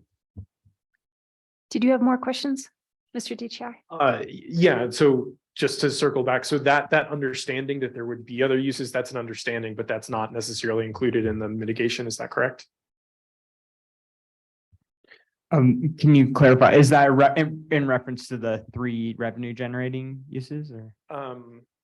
You said that there were, so for example, if there was something like sales offices and gymnasiums, there was an understanding that those would be included in concert with other types of use for that mixed use area. I just wanted to clarify that understanding and whether that was included in the actual language of the mitigation, or if that's just an understanding between us and the developer. John Hester here. It is included in the language so that it's not left for interpretation. Thank you very much. I see Member Hill with her hand raised. Go ahead, Alexis. Thank you, Madam Chair. I just wanted to commend TRPA staff again for their work on this project. This was something that was deliberated at the Board of County Commissioners, and we eventually decided that downtown should have condos in them. And so we put on the condition mixed use or workforce housing if you are going to condominiumize in that special district 1. But we could not do the inclusionary zoning aspect because the board had decided earlier this year not to do inclusionary zoning, even though it's something that I am for personally.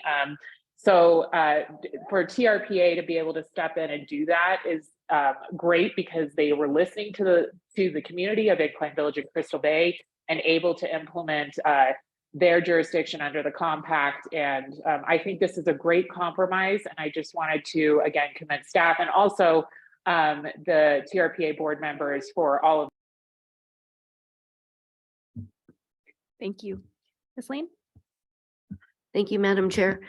I don't completely share the same enthusiasm for this project, but it's mostly because I've seen this 2-step process used throughout the basin multiple times. People come in, they dangle the carrot in front of the local electeds like, hey, we're going to build this multi-family project.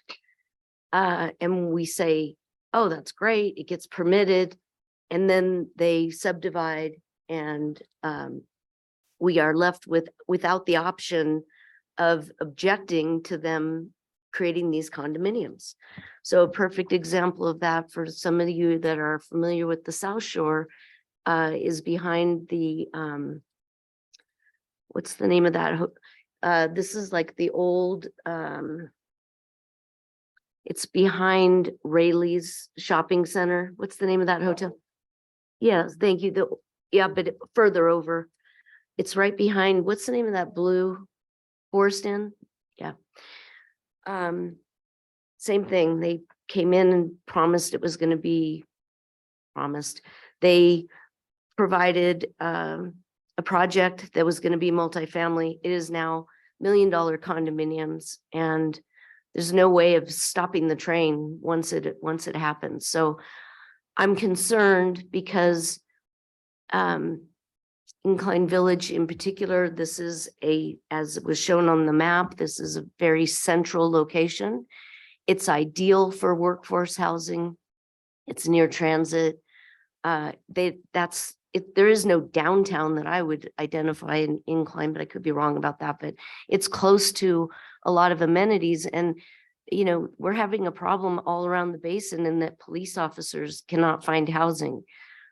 Teachers cannot find housing. So this, unfortunately, the fact that they came in and said that they were going to build and therefore got a permit and then realized they could not do the two-step process because it was not an allowable use, and hence we're here.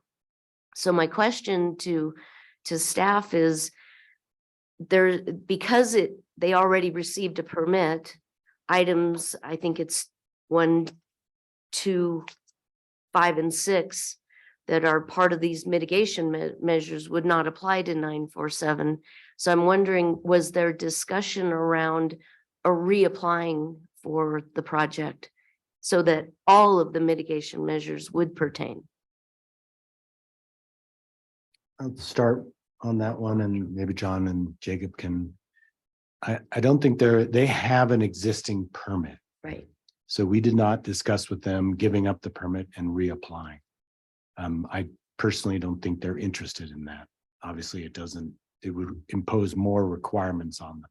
But part of the permit that we issued to them was recognition that they were a multiple use facility with that relatively small amount of square footage dedicated.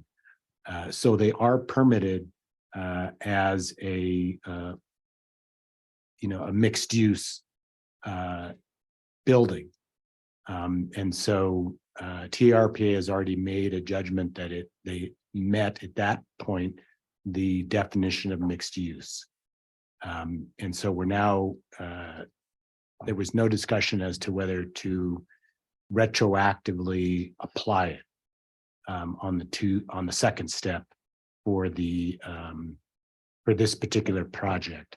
Well, excuse me, I think there was a discussion, and the discussion was, since we've already permitted them as a mixed use, to exclude any development that's already received that determination. You can decide not to do that, but that was the thinking of staff as to why to promote or to allow at least this one existing permit that's already been determined mixed use to go ahead. John, did you want to add anything to that?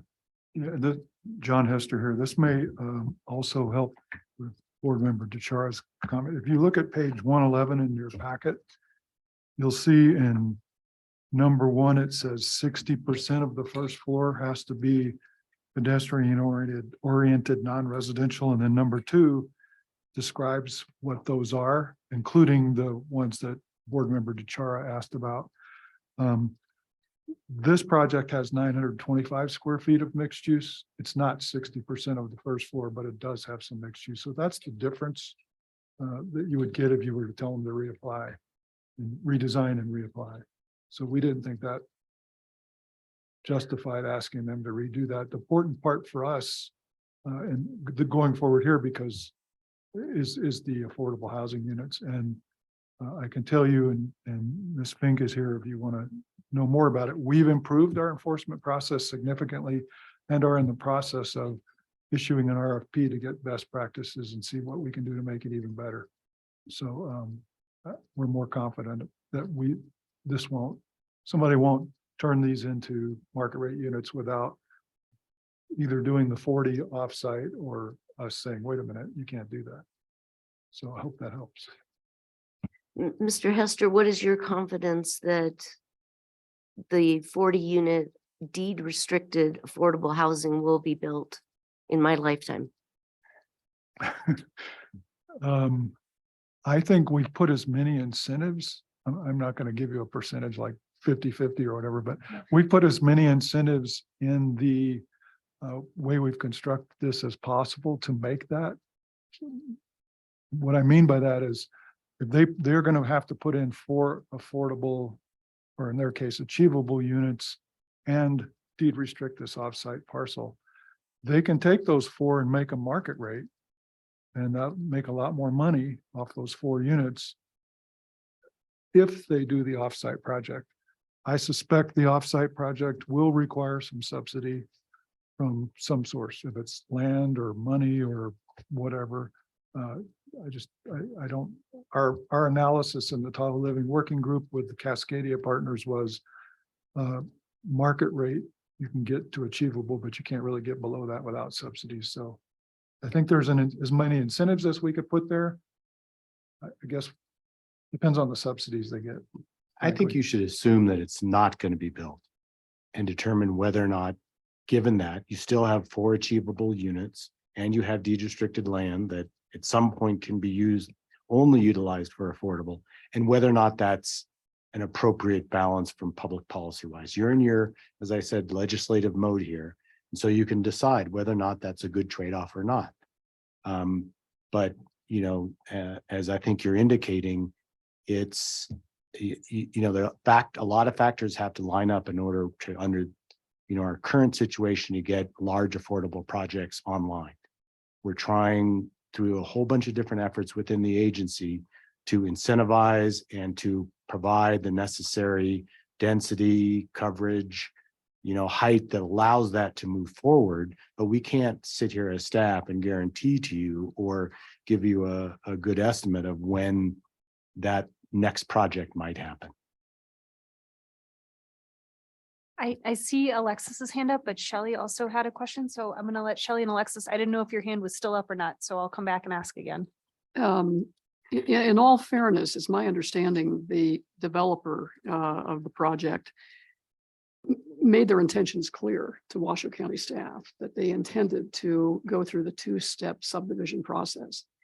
And then the staff at Washoe County, and Alexis can correct me if I'm wrong, realized that they had to go through TRPA, to perfect that 2-step process. And there was no mechanism for them to do that under their own permitting process. So I don't fault the developer in this instance. I think based on my understanding of the situation, their intentions were made clear at the time they submitted their permit to Washoe County.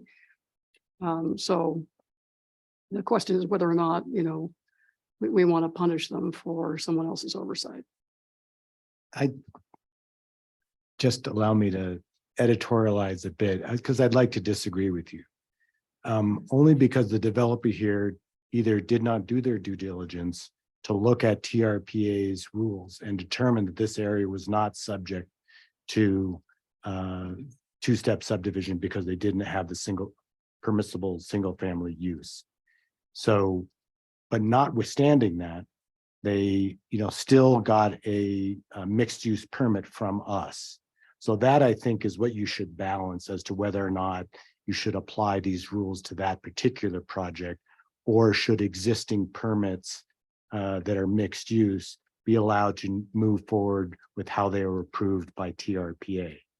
But I don't think we should assume they either made a mistake or forgot to look at something, but I don't think there was any ill intent or not even ill intent, purposeful or negligent response by the county to do that. So I didn't mean to say that you were. I'm not implying that. But I think if they didn't realize you have to have a single family dwelling, basically to convert a single family dwelling into an independent parcel that for sale purposes, or, you need to go through the 2-step subdivision process. I know that during our previous discussion, there was some confusion. But again, it's my understanding that the applicant made it. I mean, Lou Feldman, is very familiar with all the rules and regs. So it's hard for me to believe that he would have overlooked that essential step in the process. But again, I can't speculate on that. But I do want to also say that some of these units, I mean, not everybody wants to rent a unit. Some people like to buy a unit, you know, and so if you don't subdivide the units, you can't sell them to an interested buyer. So I think that having the ability, and there's a long history about this two-step subdivision process. Susan Scully was one of John's predecessors, was serving as legal counsel. It was a compromise in an effort to avoid further litigation. And so I think, yeah, the board can certainly reconsider the applicability of the two-step subdivision process. But from my perspective, if you can go through that process, you can make units, actually affordable units, available for sale. And you would otherwise be foreclosed from doing that if we didn't have that two-step subdivision process. So that's. Alexis, go ahead. Well, I didn't have my hand up, but I am happy to just also editorialize. We are doing the Washoe Tahoe housing plan, and we had a really great community meeting.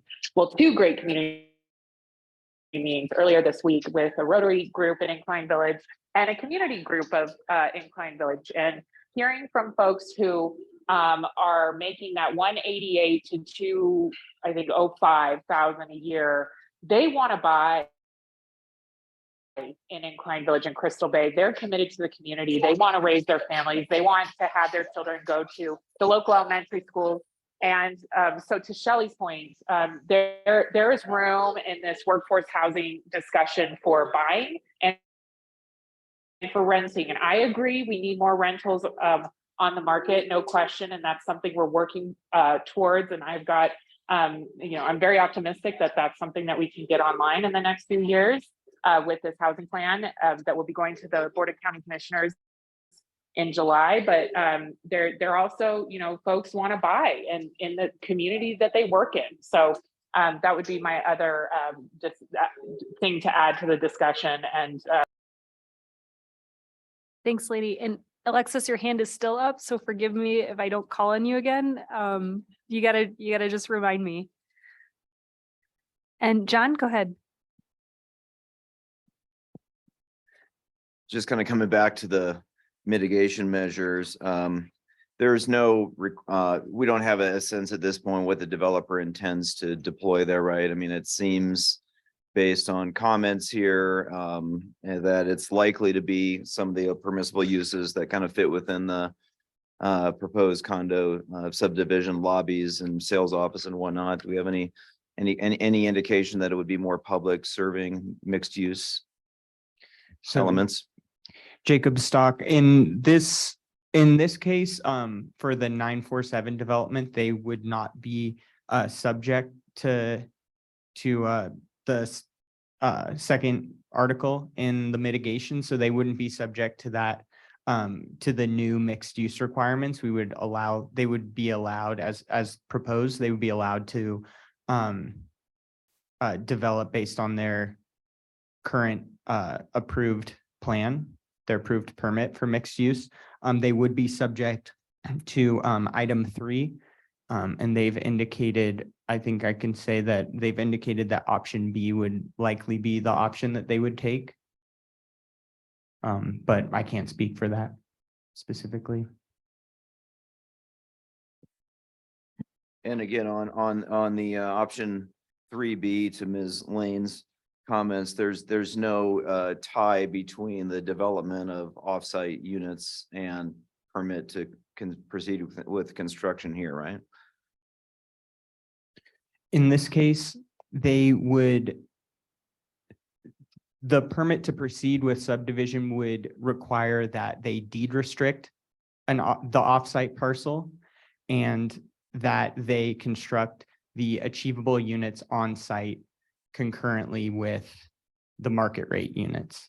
So the construction of that offsite affordable development it isn't a contingency, but they do have the option to lift those deed restrictions, those achievable deed restrictions, if they do build that offsite development.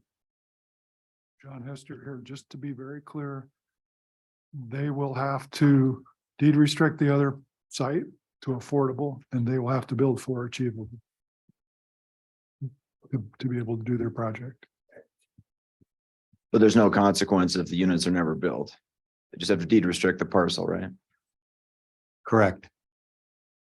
And then on the question of short-term rentals, does would the current approved use allow them, and presumably the condominium subdivision would?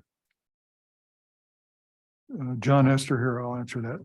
Short-term rentals, how they are managed are left to the local government. As you know, you guys in South Lake Tahoe had a voter initiative. Placer County deals with them differently and collects revenue from them and uses them for transit and housing. And Douglas County has a process going on. I think Alexis could tell you they have a process going on to figure out how they want to manage it. So we don't get into that other than it affects the allocations that they get. So applying that to this general first, there's nothing in this particular code change or regional plan change that would restrict STR use to the residential units that either exist as rental or as for sale. Washoe County, their rules allow one STR per parcel. So if it's a multifamily, one parcel development, you have one STR available. When it goes to condominiums, you have 40 parcels available. And so you could have 40 STRs associated with that development. This 947 has indicated, I think the last time we were here, that they're going to put something in their CCNRs that would not allow STR use of their units. Now but that is their own independent determination as whether they're going to allow that.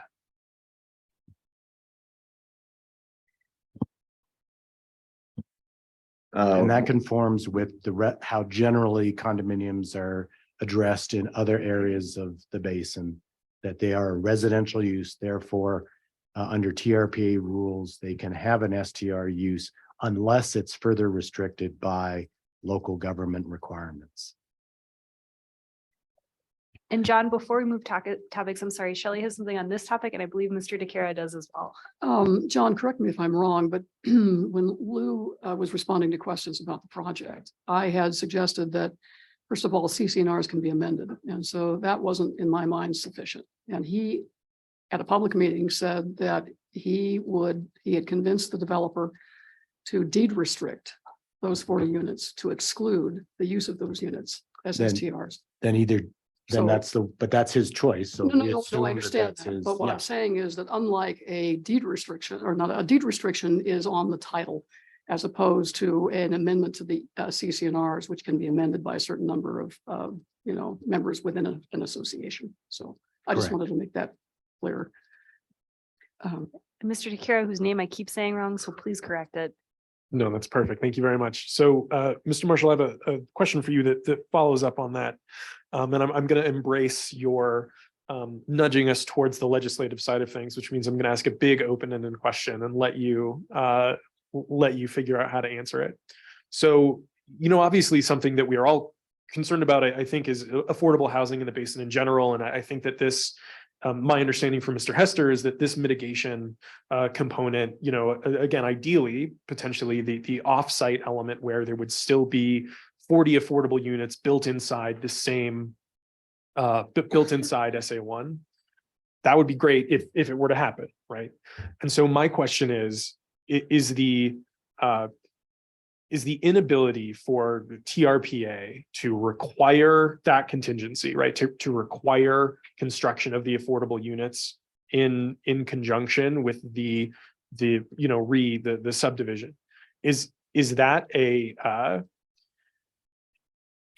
inability of us to make that requirement, is that related to this specific process and the process that this development has gone through? Or is it a complete inability of TRPA to require that type of contingency? I think there's a mix of policy and legal analysis associated with your question. So I'm going to answer the legal side, And then I think John can perhaps address the policy side of whether that's a good idea or not. So just to be clear, what we're talking about is what the mitigation measure does, and the mitigation measure is applied to the subdivision. So you already have a multifamily approval and you want to subdivide so you can go to for sale instead of for rent. And that's what we're trying to mitigate, because there's going to be potential impacts from going to higher cost for sale, which essentially would be in our determination offset by 10% of the units that are being created to provide potentially the workforce or contribute to the workforce housing in Incline Village to offset the creation of this sale of the for sale portion. So now then what you're essentially saying is, could we require a 1-for-1 requirement for the offsite option? So that if they wanted to go offsite fully, they needed to basically do a 1-for-1. And that's the answer is yes. And that's what's part of the mitigation measure that's in the package. So let's go back one step. If they apply and subdivided and deed restrict for achievable units, then what that the difference is that we're going to achievable, which allows a higher income rate, but you also have to be workforce. And so there's additional requirements that your workers be in, that the occupants be working, at least one occupant be working within the basin. Because it allows additional cost recovery, or they can sell them for a higher amount, we've added onto that a requirement that if you're going to do 4 achievable within your built units, you have to deed restrict offsite additional capacity. And then the third option is just to deed restrict 4 affordable units in your parcel. So as I understand the question you're asking me is, when you go down that line, can you instead say you can, first off, you have to deed restrict if you want to subdivide, you have to deed restrict on a 1-for-1 basis offsite as a mandate? Is that, I guess, what I'm trying to, as I'm picking this apart, what are you trying to? Sure. So in the legislative mode, I would not personally use the word mandate, but what I want to dial into is, and again, I am not a developer, and the economics of this are far beyond me. But if we are giving them the option between these things, right? Yes. And the option that the developer seems to be going with is securing the potential 40 offsite affordable units, then that must be economical for them somehow. But remember, they also have to do that. They also have to deed restrict right 4 built units. Yes, absolutely, totally On-site. understood. On site, and then when the other 40 offsite are constructed, that would lift the deed restriction on those 4 units. Correct. Right, But but all those 40 have to be deed restricted. so my question is, and to follow up on the other line of questioning, but there's actually no requirement. So they would have to deed restrict and obtain the potential to build those 40 units, but there's no requirement for construction. And so my question is, the lack of a requirement for construction, is that due to the process that they followed for this subdivision? If they had come about wanting to build out these 40 parcels in a different way, if they had done things right the first time through, is that offsite requirement something, or is that offsite option something that we could have mandated, or would that be outside the ability of TRPA to do? I think if I could rephrase your question to say, is it legal to impose a 1-for-1 requirement? So if you are building 40 units for sale at market rate, could we impose the requirement to build 40 units off-site deed restricted? So 1-for-1. That is a particularly sophisticated analysis in terms of whether or not that's under our constitutional principles in the cases are Nolan and Dolan nexus, as to whether or not you are mitigating a true impact associated with the construction of those units. Most of the, if not all of the inclusionary zoning that we looked at are percentage base, not 100%. And there's a reason for that, because as you get to close to 100% or more, that connection becomes more tenuous. And so if you're really mitigating, well, how many workers are going to be required? What kind of units are they going to need? It's a little more difficult to get to the 1-for-1 100%. But I can shift to John and see if he can bail me out here. Yeah, I'm gonna give you some rough numbers, but I'm trying to come at it from the policy side. We have a needs assessment done for all of the South Shore, and then the needs assessment done for Washoe County, and then needs assessment on the North Shore. Mountain Housing Council did the South Shore. Now they're doing Washoe County, Tahoe Prosperity Center did those two. Mountain Housing Council's doing the one in the north. It's roughly, I'm probably not going to get these numbers exactly right, but it's around 4,500, 5,000 units. You look at all the units in the basin, that's 10%. If you look at the percentage that Placer has established, I think theirs is 10% as well. So we looked at it and said, that's when John talked about Nolan and Dolan, that seems roughly proportional. 10% needs to be one of these three categories: affordable, achievable, affordable, and moderate, I believe are our three, which Jacob had up on the slide. So we looked at it like we need achievable, and they're willing to do achievable. We also need affordable and moderate. They're willing to deed restrict this site for 40 affordable and moderate, but we know from our analysis with our consultants that market rate without subsidies, they can't get below achievable. So, but they've set it up so that these, if they want to take these achievables and turn them into market rate, they can get some more money from that and use it, and probably some subsidies, over on this 40 unit site. So we've tried to set it up policy wise so that we get achievable, which we need, but we also have incentives to go to the lower income levels. If we can find we can find some ways to subsidize that, because the market's not going to do it. So from a policy perspective, we think we've hit all three, and we think the 10% is roughly proportional, which kind of bleeds over to the legal side, but that's where we're coming from policy wise. And we think it makes good sense. I hope that clarifies. And I'm going to cut back to Member Friedrich, who has questions. John, just following up on that, you said Mountain Housing Council, 4,500 to 5,000 units needed. That's the forecast. It was taking those three different studies, because they were different parts of the basin, and putting them together. I think the number is around 45 to 5,000. Karen's confirming that region wide. So 10% of any development, if you just one size fits all, 10% of any development needed to be some affordable, achievable, and moderate. And how many residential allocations do we have remaining in the basin?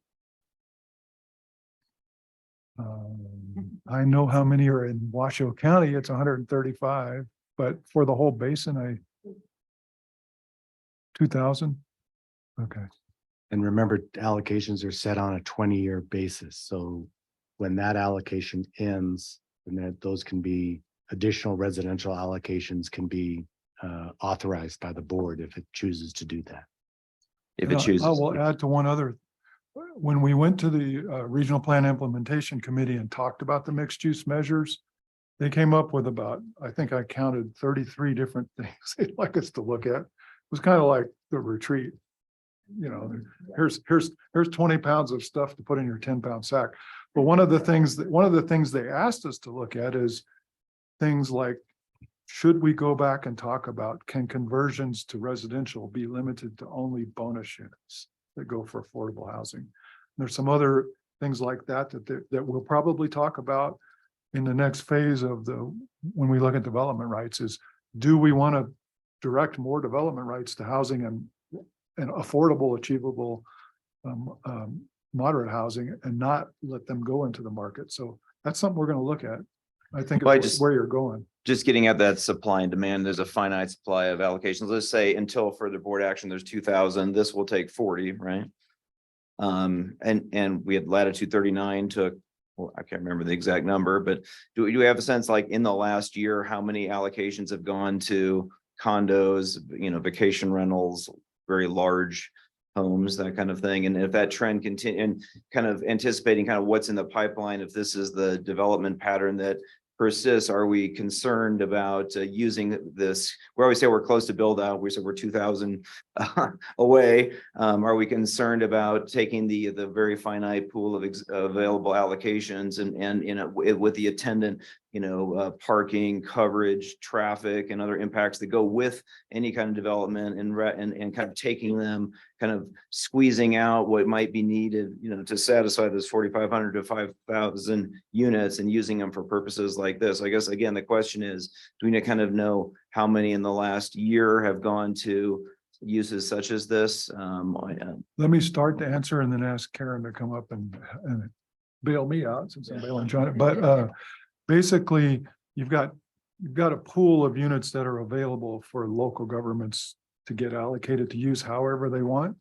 And then you've got the bonus unit pool, which we control, which is for affordable. So if you build a affordable, achievable, moderate, you don't have to get a development right. We give you a bonus unit. So that's what we want to beef up or add more to, because I don't remember the exact number, but Karen has, warning, we are drawing down that pool. So we need to replenish it at some point. And I think that's what we were going to do in phase 3, or propose in phase 3. And I think the number was in around 600 is left. Is that right, Karen? I might be wrong. Karen Vink, for the record, we have about 1,300 bonus units remaining. About 700 of them have been reserved for projects that have submitted applications such as Sugar Pine Village. So there's approximately 600 that haven't been spoken for. So we're on the same wavelength with what RPIC told us, which is start looking at places to get more bonus units. Ms. Holloway? Yeah, thank you. So I know we're not debating the project specifically, but I did want to ask a question if we have the information, and that's related to the current occupancy of the multifamily. And I think that where I'm going with this is just sensitivity. I know, we're talking about a rental versus ownership switch here, but just wanting to understand the current occupancy, if we have that information. It's not built yet. So it's remember, it's a two-step. So it's they get authorization for the for the multifamily, and then they can subdivide, and then they go to construction. Great. Generally. So it's a vacant site. Thank you. Our Executive Director, Ms. Regan. Madam Chair, thank you. When all the board comments are wrapped up, before we take public comment, I just had a few comments. So I just wanted to put that out there. I think now's probably a good time for that. That's great. Before she does, can I just quickly interrupt and remember that we do have an errata, and that the errata was emailed to you. And what the errata does, just very quickly, is to move the proposed mitigation measures out of the Tahoe area plan and into the adopting ordinance at the request of Washoe County, so that their Tahoe area plan is consistent both with TRPA, how the regional plan reads, and with their own internal, I'm going to botch it, not regional plan, but the master plan, excuse me, their own area plan. So that's essentially, there's some minor wording changes that Jacob can go over if you want to go through that as well. Thank you. Great. Thank you, Madam Chair. Julie Reagan, Executive Director. I wanted to thank the board for this discussion, and I wanted to also acknowledge to the public that we did read all of the public comments, and what you will hear in a moment, I think, are a lot of concerns about the policies that we have had on the books for going back before my time, before John Marshall's time, so more than 30 plus years ago with the two-step subdivision. And a lot of these policy questions are really embedded in this decision today. And as I said during my interview, we're in a place in time to the urgent need to modernize our land use system. And the discussion around the two-step subdivision is part of that. But that is the policy we've had for 30, 40 plus years. And a lot of comments that you'll hear will disagree with that. But that is something that we need to fold into the larger work that we're doing. And we're fast tracking that work in terms of modernizing our policies for housing and to support more housing. I wanted to make that really clear because we've been talking a lot of really technical, important issues. I also want to thank the Advisory Planning Commission and remind the board how much conversation that we have had about this very item. We've worked very closely with Washoe County staff. And Member Hill pointed this out. We've worked with the community. We've listened to the community. The first time we brought this through the process, through the Regional Plan Implementation Committee, it's changed a great deal, based on public comment, based on consultation with Washoe County and best practices research.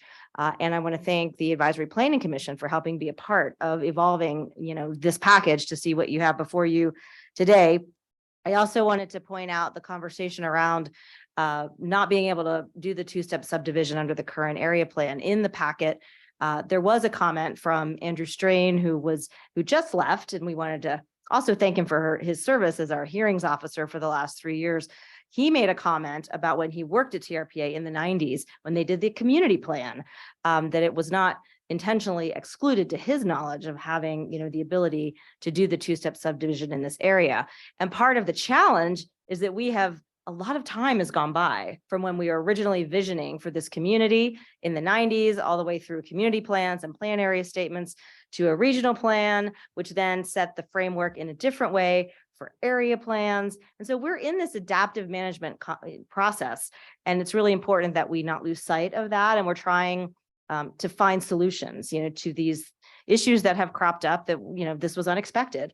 And we're doing our best to solve problems. So I really want to thank our planning team under John's incredible leadership and Jacob to bring you what we think are some creative solutions to this, and to thank the public for weighing in. And I do want to thank some of the commenters. I know Ellie Waller put in articles from 20 plus years ago where we're debating affordable housing challenges. And I just think that underscores the need to really think differently, because we've not been able to offer enough incentives to truly grow affordability in our market, which is a national problem. And so just with those contextual points of view, I wanted to make that before we go into public comment. Thank you. Thank you. And I didn't know, Mr. Feldman, if you wanted to answer board questions or public comment. I'm sorry to put you on the spot, but I saw you move up. Thank you, Madam Chair. I did want to respond to a question that John Friedrich brought up, which is the units of use for condominium projects are not coming out of the pool that are allocated or metered out over the 2,000 units. They are acquiring development rights elsewhere that are existing development and simply relocating them. So in that sense, there's no impact to the availability of resources for future housing projects. Is that helpful? Yep. Okay, thank you all. With that, I'd like to open public comment. I'd like to start in the room. If anyone has comments that they'd like to make in person, please come up to the podium, and then we'll go online. And if you can please remember to turn on the microphone. Thank you. Hello, my name's Alex Sigdenis. I'm a full-time resident of Incline Village. I urge you to oppose changing zoning in Special Area 1 in Incline Village to accommodate a 4-story luxury condo development. I'll stress 3 points in support of my position. First, describing Special Area 1 in Incline as an urban zone ripe for high-density, high-rise development is specious. There's currently 1- and 2-story strip malls along SR 28, occupied by local businesses, supermarkets, and restaurants that serve our community. We joke that there isn't much village in Incline Village. Plus, it's unwalkable 6 months out of the year due to snow because we're at 6,400 feet. Second, Special Area 1 is now zoned for mixed-use commercial and affordable housing. If this change is made, it's highly unlikely that affordable housing will ever be built in this area. And it's highly likely that the existing small businesses will eventually be replaced by more lucrative luxury developments. That would set a bad precedent for Incline and for the Tahoe Basin. Like the rest of Tahoe, Incline has a lack of affordable housing. There's no shortage of luxury condos in the $2.5 to $5 million range that this project is advertised.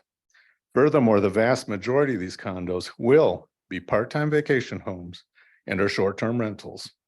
This amendment asks a question, answers a question nobody had asked. Since all of you have laptops and cell phones with you, I really would challenge you to look at the website advertising this project. Just spell the word 947.tahoe.com. Refined luxury meets endless adventure. 947 is Lake Tahoe's newest luxury development in Incline Village. It goes on. Please take a look. The positioning is very different from the what we saw in the presentation here. And third, it can't be stressed enough that ingress and egress from the Tahoe Basin is highly constricted. In the North Shore, we have a single 2-lane road in and out. And in evacuation, one of those lanes will be dedicated to emergency vehicles. This is just one of 15 to 20 large commercial development proposals you will review in the near future. Given the wildfire risk, you must also consider the impacts of these projects in some and not just on an ad hoc basis. So in the interest of public safety, this former Navy shipboard firefighter asks you to start planning on how to get people out of the basin and not just unpacking more in. Again, please vote against this amendment to a bait and switch permit. Thank you very much.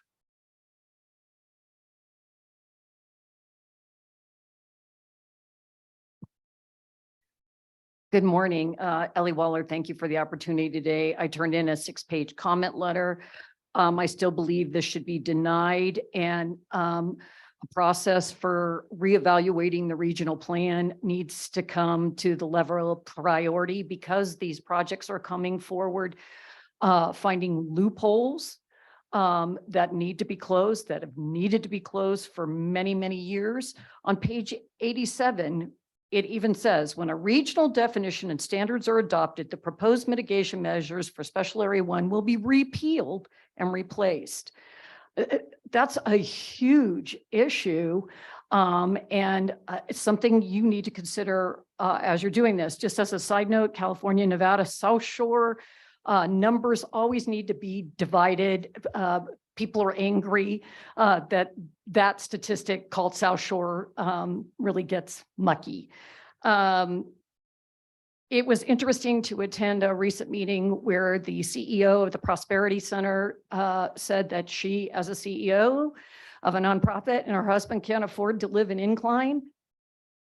You know, that's in your face. I mean, this project should be addressing people that are seeking the new job listed for the stewardship management coordinator, stewardship plan, whatever you want to call it, is $95,000 to $115,000. Where's that person going to live? Nothing's built. I think we have to take a step back. I embrace that there's land use planners and developer applicant agents that understand how to play the games here.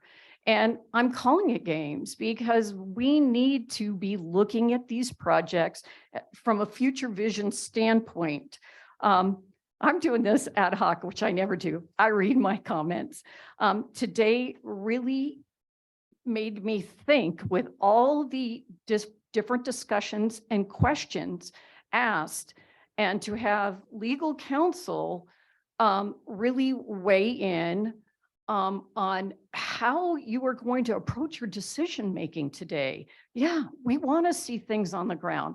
The other piece of this is we never discuss price points when we're looking at the initial projects, and maybe, you know, the developers just need to be forthcoming. If this is what you want to build, fine, but bring that forward and have the public understand this isn't for achievable. Thank you.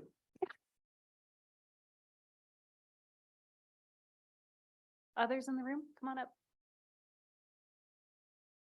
Hello again.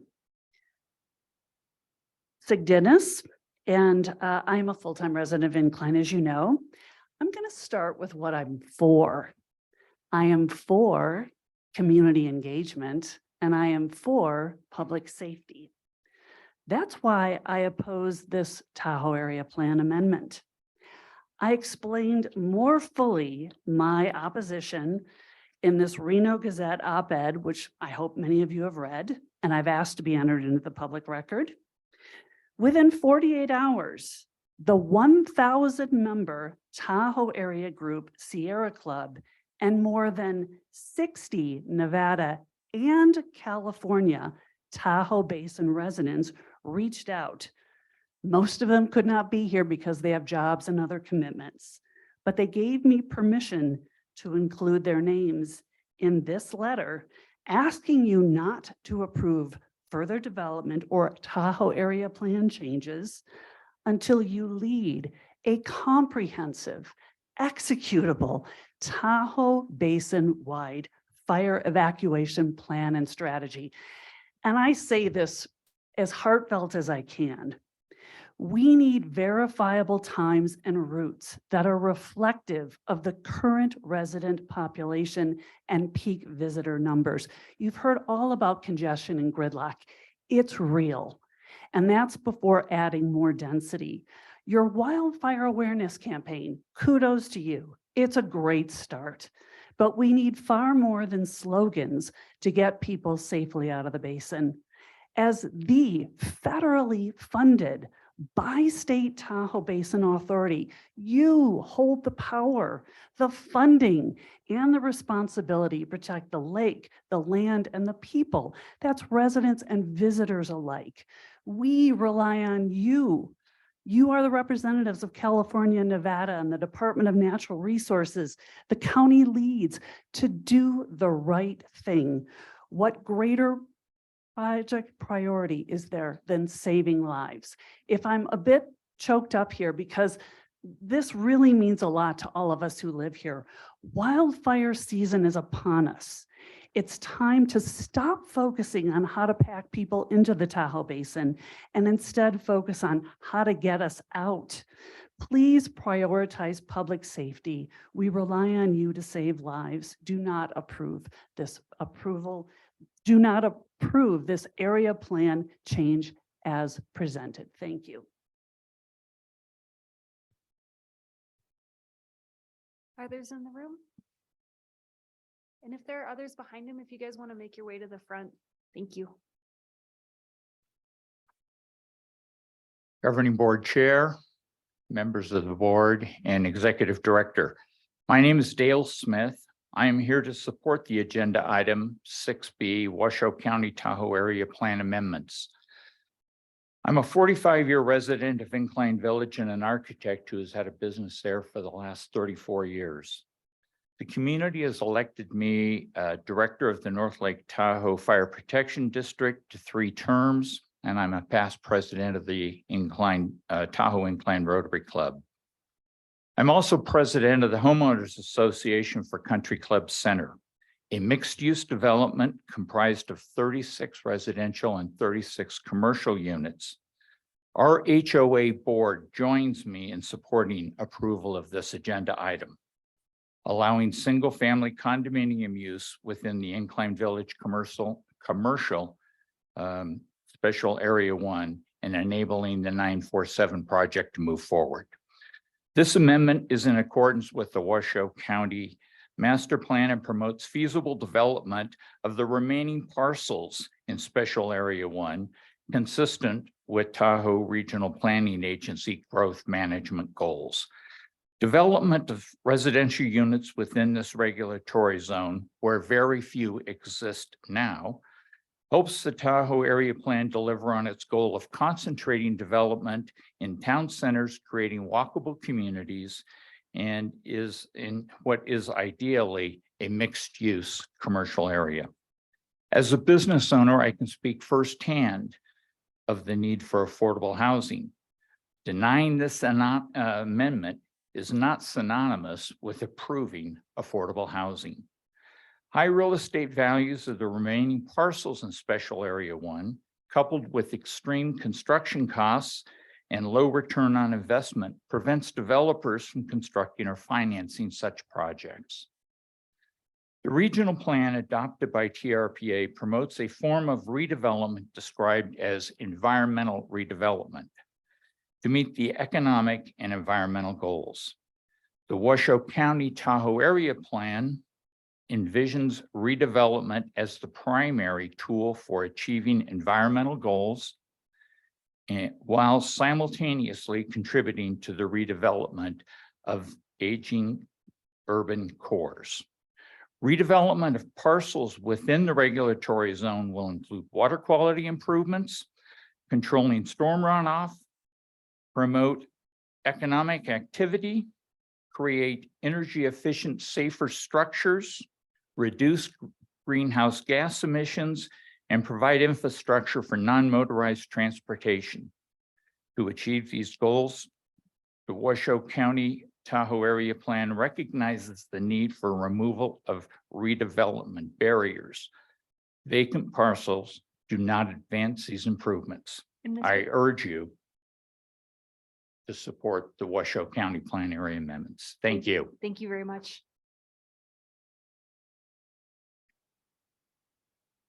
Good morning. My name is Larry Wodarski. I am the owner of Incline Property Management. We are a management company that provides commercial maintenance and property management services to commercial properties as well as HOAs in Incline Village and have been doing so for the past 44 years. I'm here to support the amendment to the Tahoe Area Plan. I think everyone knows that if and when the amendment is passed and the project is built, it will become an HOA. It's important, I think, to note that the developers have the resources to both manage and maintain this homeowners association when it is built. They don't need the services of my company.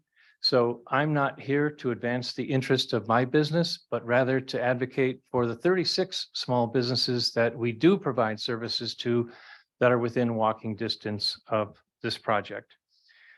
The project will, among other things, provide homeowners, these new homeowners within, with the ability to help these small businesses create sustainability year round. Now, the most impactful feedback that we receive from the businesses small businesses that we serve is that there is a need for more full-time homeowners in Incline Village.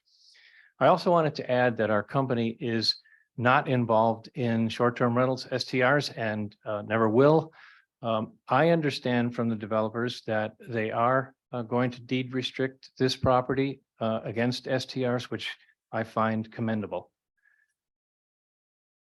In respect of your time, and since this is the third time I've presented before various boards on this issue, I'll just say that the amendment and this project will bring another level of economic viability to the village. It'll increase population density for our small businesses, and it'll present and allow for some vibrancy along this main street in Incline Village, which has been needed for a long time.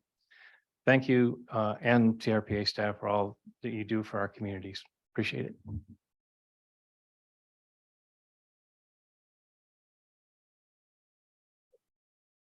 Hi, so thank you for having me today. And my name is Hong and my last name Tabas. I live in Incline Village for more than 16 years. And I have a small business in salon and have like about 5 to 7 workers. And just like many business owners in town, and we need to have a change. So I'm here to support for the amendment to bring the condominium ownership to special area number 1. So I'm here to be honest to say, we depend on the economy on the 6 months seasonal and 6 months off. It's really hard to keep workers to work, to provide the family income, and really hard for me to run business. Absolutely. And I just be honest, I used to have the business sorry, a little bit lower, but I had to work 2 jobs. Then the 6 months, we don't quiet. Then how can we have the income to provide, to pay rent? And the people don't understand. We need to make it change. So to bring more people come in town to provide the income. So to provide the worker, so they can provide for rent, provide for food for family, stable, whatever economy. So I'm so sorry, I'm just so nervous, but I just want to say a lot of things in my mind before I come here, but it's just so nervous. I'm not good on the public, comment, but I think, yes, but I just say, I'm really hard worker and I love our community. And a few people here know me. And we, small town, we have to protect, we make it change. We don't let that land to live there empty. We need to make this change. And thank you so much. Please vote for them and make it happen. I have to go. Thank you. Bye-bye. Anyone else in person?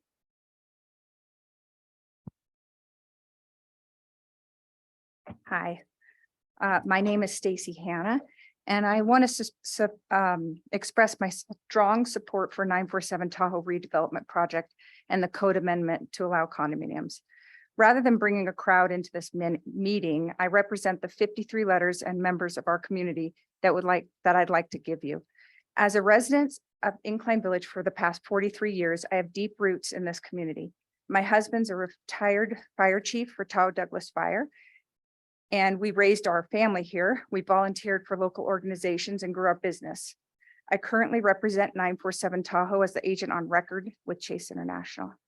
The 947 project and the proposed amendment for Special Area 1 align perfectly with TRPA directives for environmentally beneficial redevelopment. They prioritize reducing vehicle miles traveled and creating a walkable town center by catering evolving needs of our community as outlined in the regional plan update. By identifying and removing barriers to redevelopment within the town center, these initiatives provide necessary amendments to the Tahoe area plan, along with appropriate mitigation measures. This comprehensive approach not only revitalizes Incline Village, but also stimulates economic activity for small businesses, fostering an inclusive and vibrant community. By providing 40 new units, the 947 project helps to alleviate the housing shortage and offers a viable alternative to owners renovating existing properties. With a central location and a focus on walkability and bikeability, 947 Tahoe is designed to be an ideal place for every generation. The project takes into account the needs of our residents with convenient underground parking, ease of maintenance, and especially elevators, which are essential for those who wish to grow old in our beloved town. Many potential owners of 947 Tahoe are already homeowners in Incline Village, not part-time residents. This underscores the demand for housing options that meet the needs of our community members and their desires to remain in Incline Village. By approving the ownership amendment, we can address our housing shortage and create solutions that preserve and enhance our existing workforce housing. I respectfully urge you to approve this code amendment to allow for condominiums. Who do I give these to? I do.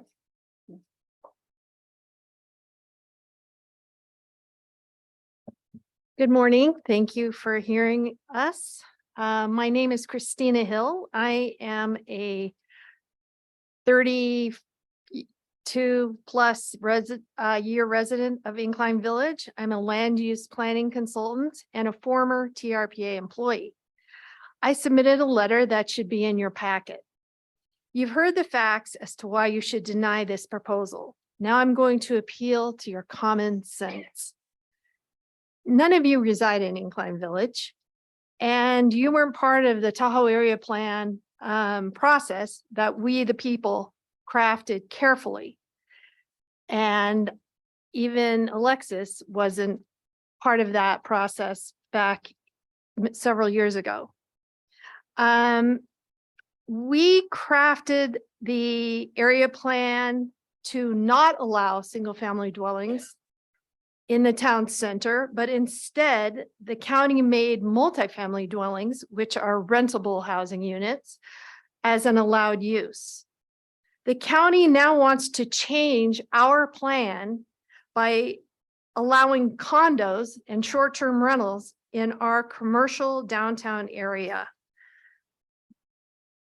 This amendment is a result of one owner applicant making a mistake. They thought they could get approval for multifamily dwellings, then use the two-step subdivision process to subdivide the units into single-family dwellings. Whoops. Please don't make their problem our problem. The people here that are speaking in favor of this will all financially benefit from this project. Incline has enough million-dollar condos. Please heed our plea and deny this absurd proposal. Thank you.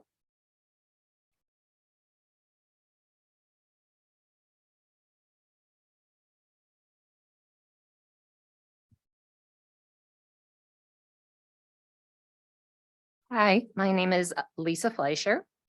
I've owned a home in Incline Village since 2013, and I've lived here since 2020 full time. I also own a few commercial properties in the Tahoe Basin area, and I own a Pilates studio located in Special Area 1.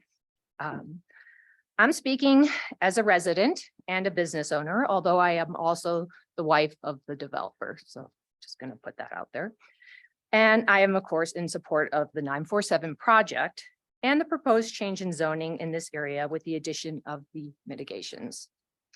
I believe the 947 project meets the criteria of the TRPA directives of developing an environmentally beneficial and tasteful project that will reduce vehicle traffic and help create a walkable town center.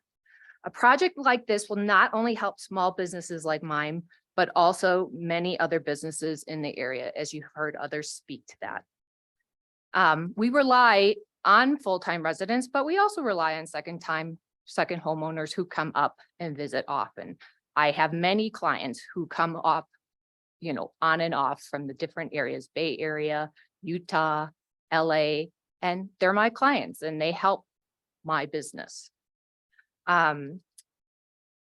I think we hear skeptics saying that, we only walk this 6 months out of the year. And I don't agree with that. I currently live on Southwood, which is very close to this area. I walk to work all the time. I walk in the winter, I walk in the summer. It's a walkable area, and where this is being built, it can definitely be walkable. When I see this project being built, I see people walking to Incline Bowl. I see people walking to the many restaurants that are very close to the area.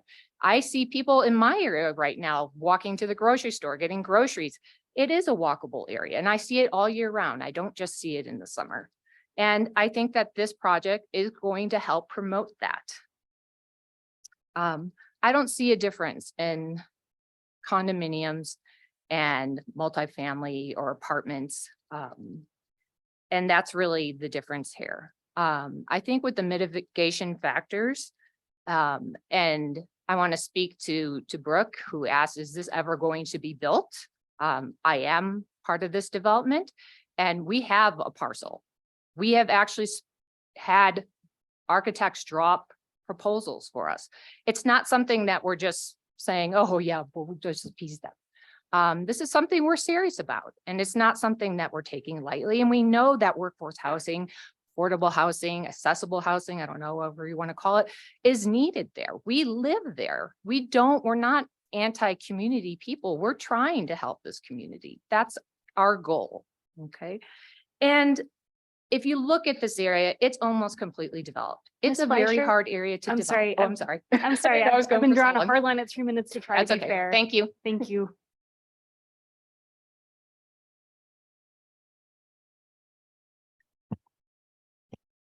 Hi, everyone. I'm Randy Fleischer. I'm one of the co-developers of 947 Tahoe. I wanted to thank Jacob and his team for putting together the amendment to the Tahoe area plan. I wanted to speak in favor of the plan and then allowing the plan to allow for the development of the 947 project.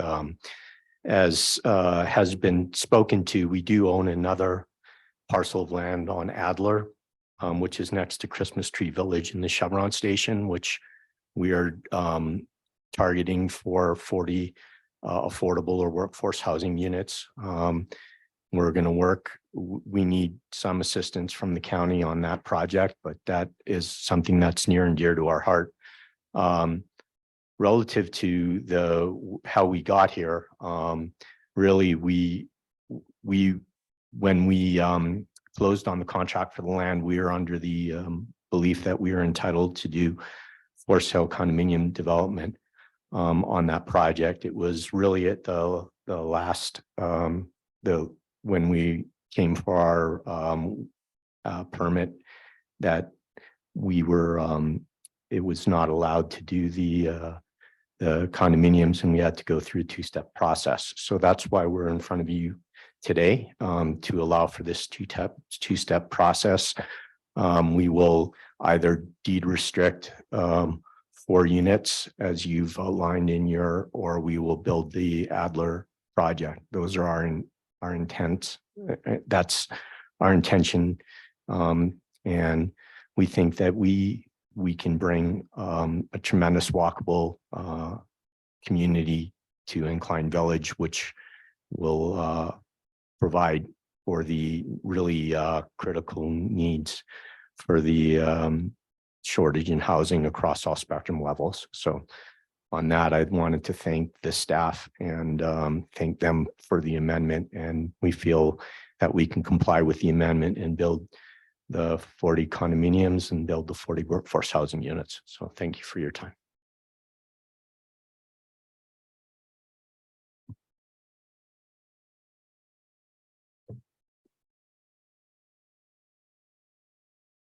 Madam Chair, Governing Board members, Lou Feldman, on behalf of 947, and in this instance, with respect to the amendment, and I too want to express thanks to Washoe County staff, TRPA staff, the comments from the public, which I think have helped inform the evolution of this proposal, APC's governance, and our PIC's input.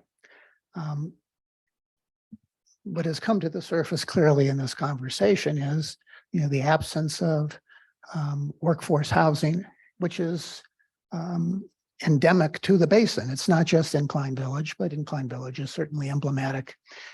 And I'm also cognizant of TRPA's significant undertaking, as evidenced by the June 14th, 2023 Phase 2 proposed housing amendments, which are designed to, again, try and create economic viability for workforce housing. What is the greatest barrier to workforce housing? Well, the rhetorical question is answered: land. 90% of our land is publicly owned. 10% of the land is privately owned. Of that, 2% is in the urban areas. Land is the scarcity. And what has evolved in this collaborative effort is, in my mind, a paradigm shift. We have a proposed market rate project that can be built today, whether this amendment is approved or not, but that will, again, in the paradigm shift, include inclusionary housing, something that has not occurred in Incline Village. That is a step forward. And the other component of this, and there's been some legitimate questions about, well, if you deed restrict land, what does that mean? Well, again, because land is the scarcity, if you deed restrict it for its only use as affordable housing, the question is, in my mind, not if, the question is when. It's not going to sit fallow indefinitely. I served on the Tahoe Prosperity Center board for 9 years. I am passionate about workforce housing. I participated in the entitlements for the 64 units across the street. these projects are difficult, they're challenging, but we're coming together to marshal resources to make them feasible. And so I applaud the team effort that has created the mitigation aspects that were not attenuated, not attached to the original Washoe County proposal, but the developer has embraced those. And not a lot of developers are in a position to permanently deed restrict and make available land. And what Randy didn't say is, Sorry, Mr. Feldman. Finish your thought, please. what Randy didn't say is that they started on the development of affordable housing on the Alder site before 947. So it's not casual, it's sincere. And with that, I would encourage you to adopt the staff recommendation, and thank you for my extra 15 seconds. I appreciate it. Thank you. Anyone else in person? Okay, can we go online, please? Yes, Madam Chair. Hands are going up. We have 12 at the moment. The first hand raised is Sue Lowe. Sue, if you unmute, you can address the board.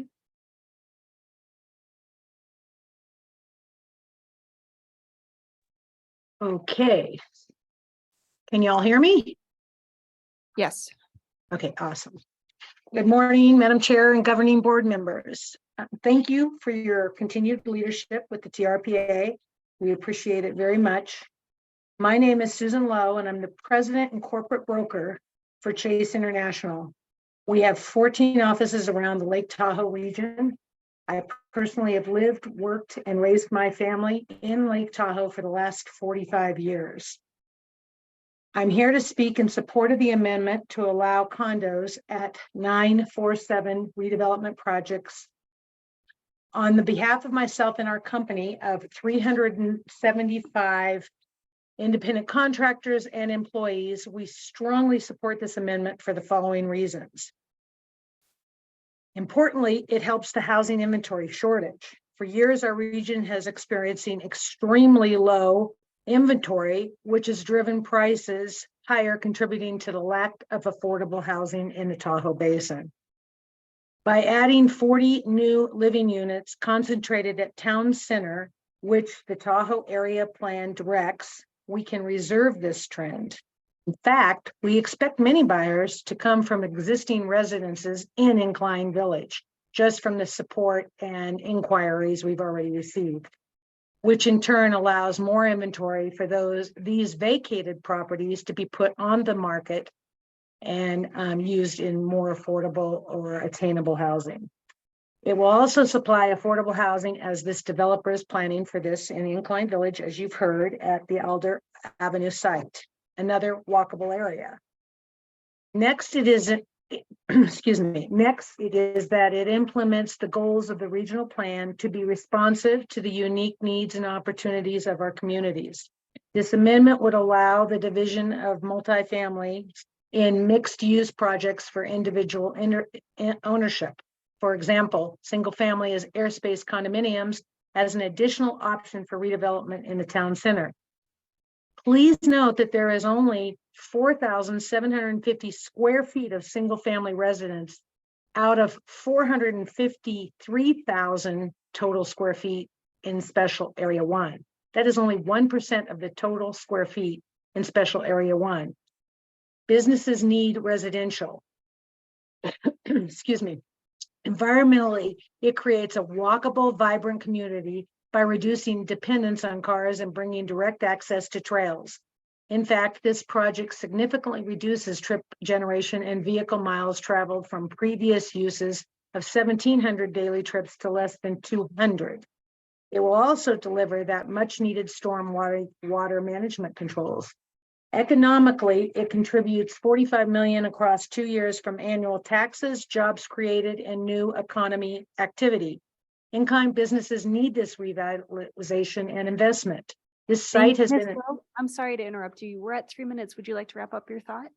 Yes, this site has been an eyesore for more than 20 years, not reflecting what the Tahoe Basin has to offer. And I strongly encourage you to approve this amendment. Thank you. The next hand raised is Rhonda Tyser. Rhonda, if you unmute, you can address the board. I am not against the 947 project, but that is not what you are voting on today. We are changing the Tahoe area plan. I won't repeat any reasons given by my fellow incline residents to deny this requested TAP amendment. Neither will I delve deeply into a critique of the threshold gain analysis, which claims the amendment will allow improvements to, quote, replace substandard development with more energy efficient and environmentally friendly structures and create more compact, walkable and bikeable town centers. I just want to say that every one of these threshold gains could be achieved to the same degree with apartments instead of condos. Environmental redevelopment of apartments would achieve the same gains without the one major drawback of allowing single family dwelling airspace condominiums. And what is this major drawback? As Jacob Stock's analysis clearly shows on pages 147 and 148, and I quote, the proposed amendment could result in additional development or the potential conversion of existing development. The ability to create individual ownership airspace units generally allows for higher per unit sale prices, creating a potential incentive to develop condos over other uses. In addition, Washoe County currently allows one short-term rental per legal parcel, unquote. Under the proposed amendment, the number of STRs would increase. In fact, Stock goes on to say, quote, the remaining 35 plus developed commercial properties could be redeveloped and converted into STRs, unquote. And as a result of the proposed amendment, there could potentially be additional single family dwelling condos that could be rented as STRs, unquote.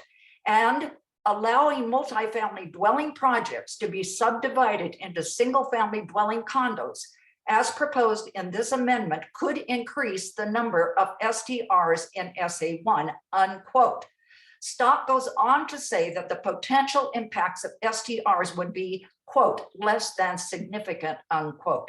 I have previously informed this governing board that in the 2021 Tahoe Prosperity Housing Study, STR problems were the most mentioned issue by incline employees looking for housing. And in a recent flash vote survey asking what problems a city of Incline might resolve, the second most frequently mentioned issue was STRs. Jacob Stock's conclusion doesn't reflect Incline Village reality. In our case, airspace condos equals Airbnb. Deny this amendment. It will not solve our affordable housing problems. It will increase them. Thank you. The next hand raised is Carol Black. Carol, if you unmute, you can address the board. Did I succeed in unmuting, I hope? Yes, you did. Okay, thanks. And just a word of comment, my internet connection I've been notified as unstable, so I'll do my best here. I actually would first start out by saying thank you for all of your efforts. I want to pick up on, and I agree completely with what Rhonda Tyson just said. I submitted some written comments and I just want to pick up on a couple of the high points. First of all, TRPA does have, as someone has already said, a responsibility to protect the lake, the land, and the people. And I don't agree that TRPA, as someone else said, is not responsible for some of the STR situation. Because TRPA did allow STRs in the distant past, which is part of what has brought some of our concerns. As far as this situation, we need affordable housing in Incline Village. We do not need more marketplace condominiums. Yes, brand new is nice. Yes, it would, I'm sure it will sell. And yes, it'll help the tax revenues. And again, as Rhonda said, it's not this specific project. In my mind, that's the issue. It's the land availability. It's can we deliver on the affordable housing that we need? I believe the mitigations are helpful but insufficient. One is the mixed use definition has been spoken about. It needs to be restricted to address only commercial and retail services for the community and exclude services related to adjacent housing such as property management, sales, rentals, etc. The achievable definition includes a work requirement, but needs to include an income cap. The absence of a parking requirement is just ridiculous. It's impractical and dangerous, and as it will just increase on-street parking.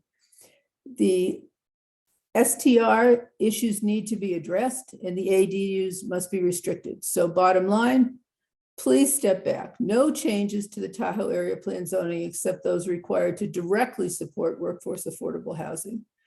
The proposals and mitigation is ill-advised, and additional high-end purchase options which would be created are not needed. Strengthen your approach to STRs and maintain existing protections to avoid potential housing loss, such as the 1 acre lot requirement for ADUs in Nevada, since Washoe County does not seem to want to support that sort of change.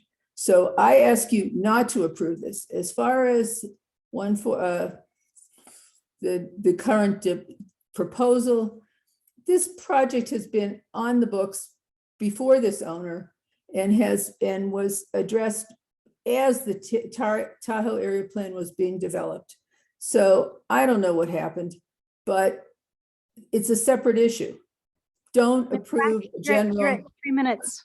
Thanks. Can I just finish my sentence? Don't approve a massive zoning code change based on this one project. We need the affordable housing. Get that on the limited land that's left. Thank Thanks, you. Ms. Black. And I just, as a general note for anyone online, please know that we have read your written comments. So if you'd like to do a highlight or summary quickly, know that we have read them as well. Thank you. Catherine, whoever's next. Thank you, Madam Chair. Next hand raised is Kathy Julian. Kathy, if you unmute, you can address the board. Thank you very much for the opportunity today. And thank you for reading our comments. I did submit one. First of all, as Rhonda said, I'm not against 947 Tahoe. But what I am against is rezoning the entirety of the 37 acres of Special Area 1. This comprises 40 other parcels that are vibrant to our community: Christmas Tree Village, the theater, the convenience stores, a vast corridor through Incline that provides space for our small businesses at, I'm going to say, reasonable lease rates because they are older properties. One of my concerns is that when you allow single family condos to be built here, you will incentivize luxury condos, high-end developments, and there will not be space for these smaller businesses. You have mixed use definition, but it has a loophole that you could drive a tractor trailer through.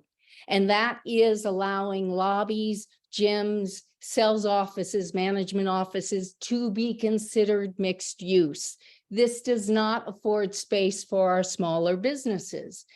And if you build high-rise expensive condos, then even the retail space below will be very costly for those businesses to go in. So I would suggest that we step back and have a comprehensive review of the TAP for Incline Village to determine how best to contribute to improvements along SR 28 to improve the walkability, but while enhancing opportunities for affordable housing and viable commercial retail space. Now, getting to affordability, sadly, the mitigating efforts are very weak because essentially you could end up, because the achievable definition does not have an income cap, and because the moderate and affordable definitions do not have a work-in basin cap, you could end up essentially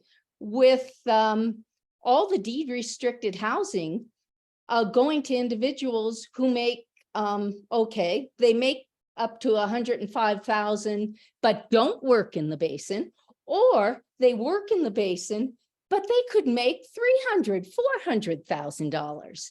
This makes no sense in terms of providing housing solutions for the vast majority of our incline workforce. And the average median income of these service workers is $46,000 a year. Ms. That's Julian, you're at 3 minutes. Would you like to finish your thought? Thank you. no, other than I'm not a NIMBY and I'm not against development. I just think we need to revisit this. Thank you. And not go forward. Thank you. The next hand raised on Zoom just has a first name, Betty. Betty, if you could unmute to address the board and state your full name for the record. Hello, my name is Elizabeth Learnhardt. I'm at Zephyr Cove. And I would like to comment in general, since I don't live in Incline, about this project and the general change of your building rules. I attended last week's advisory planning committee meeting when a consultant from Cascade presented a model how to increase affordable housing by changing building restrictions.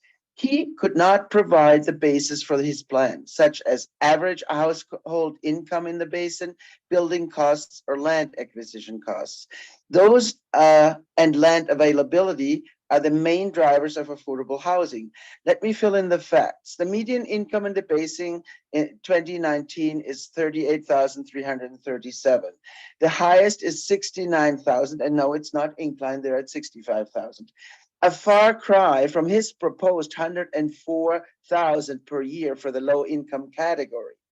Then there is land availability in the basin. Only 11% is private land. The rest is federal or state owned. He proposed the new rules would only apply to 5% of land in the basin, which is very misleading because by doing so, the math on this is half of the development private land. So why is housing so expensive in the Tahoe Basin? Because over 80% of the land is owned by the government. Property taxes are an additional contributing factor. Nevada and California are all around 5%. Greenspan said, whatever you tax, you get less. Another reason is that the local household incomes have lagged behind national levels, 11.7% versus 5.6% in the Nevada side over the last 10 years. During the same time, house prices have risen 38.7% nationally, but 81% in Northern Nevada. And the massive population growth in Nevada, 18.3% in the Reno area versus 80% nationally versus 81% in the Reno area have contributed to this. You seem to have forgotten your ways and want to please foreign investors and woke stakeholders. Your own staff stated last month you do not consider CEQA, you leave it to the communities. When I contacted South Lake Tahoe, I was told they don't follow CEQA. A recent publication from Placer County also deemed themselves exempt. Fire evacuation is on everybody's mind, and it is a required component of CEQA. How can you approve any building without considering it? How can you take away 2 lanes from Highway 50, the only 4-lane road of the 6 roads into the basin, and at the same time propose to increase the population density? And yes, NDOT notified us last week, Highway 50 is back on track, and they are gonna reduce our lanes starting mid-July as another outreach and plan to see if we like it. Well, we don't. Thank you. We're at 3 minutes. Thank you. The next hand raised is Stan Hirschberg. Stan, if you unmute, you can address the board. Can you hear me? Yes. Okay, my name is Diane Becker, and I'm a full-time resident of Incline Village. I am a retired lawyer after 43 years of practice in California. I have had a California real estate license since 1976, and I hold a license as a Nevada real estate broker. I also practiced in the area of real estate law, and I also have represented a number of affordable housing developers. So I'm going to ask you, what is the urgency here for the amendment of the Tahoe area plan? It is only 947 Tahoe Boulevard. But as I recall, the conclusion of one of the recent planning committee meetings, I think was regional planning, was a recommendation to divide out approval of 947 Tahoe and then work on the rest of Special Area 1 so that you get it right.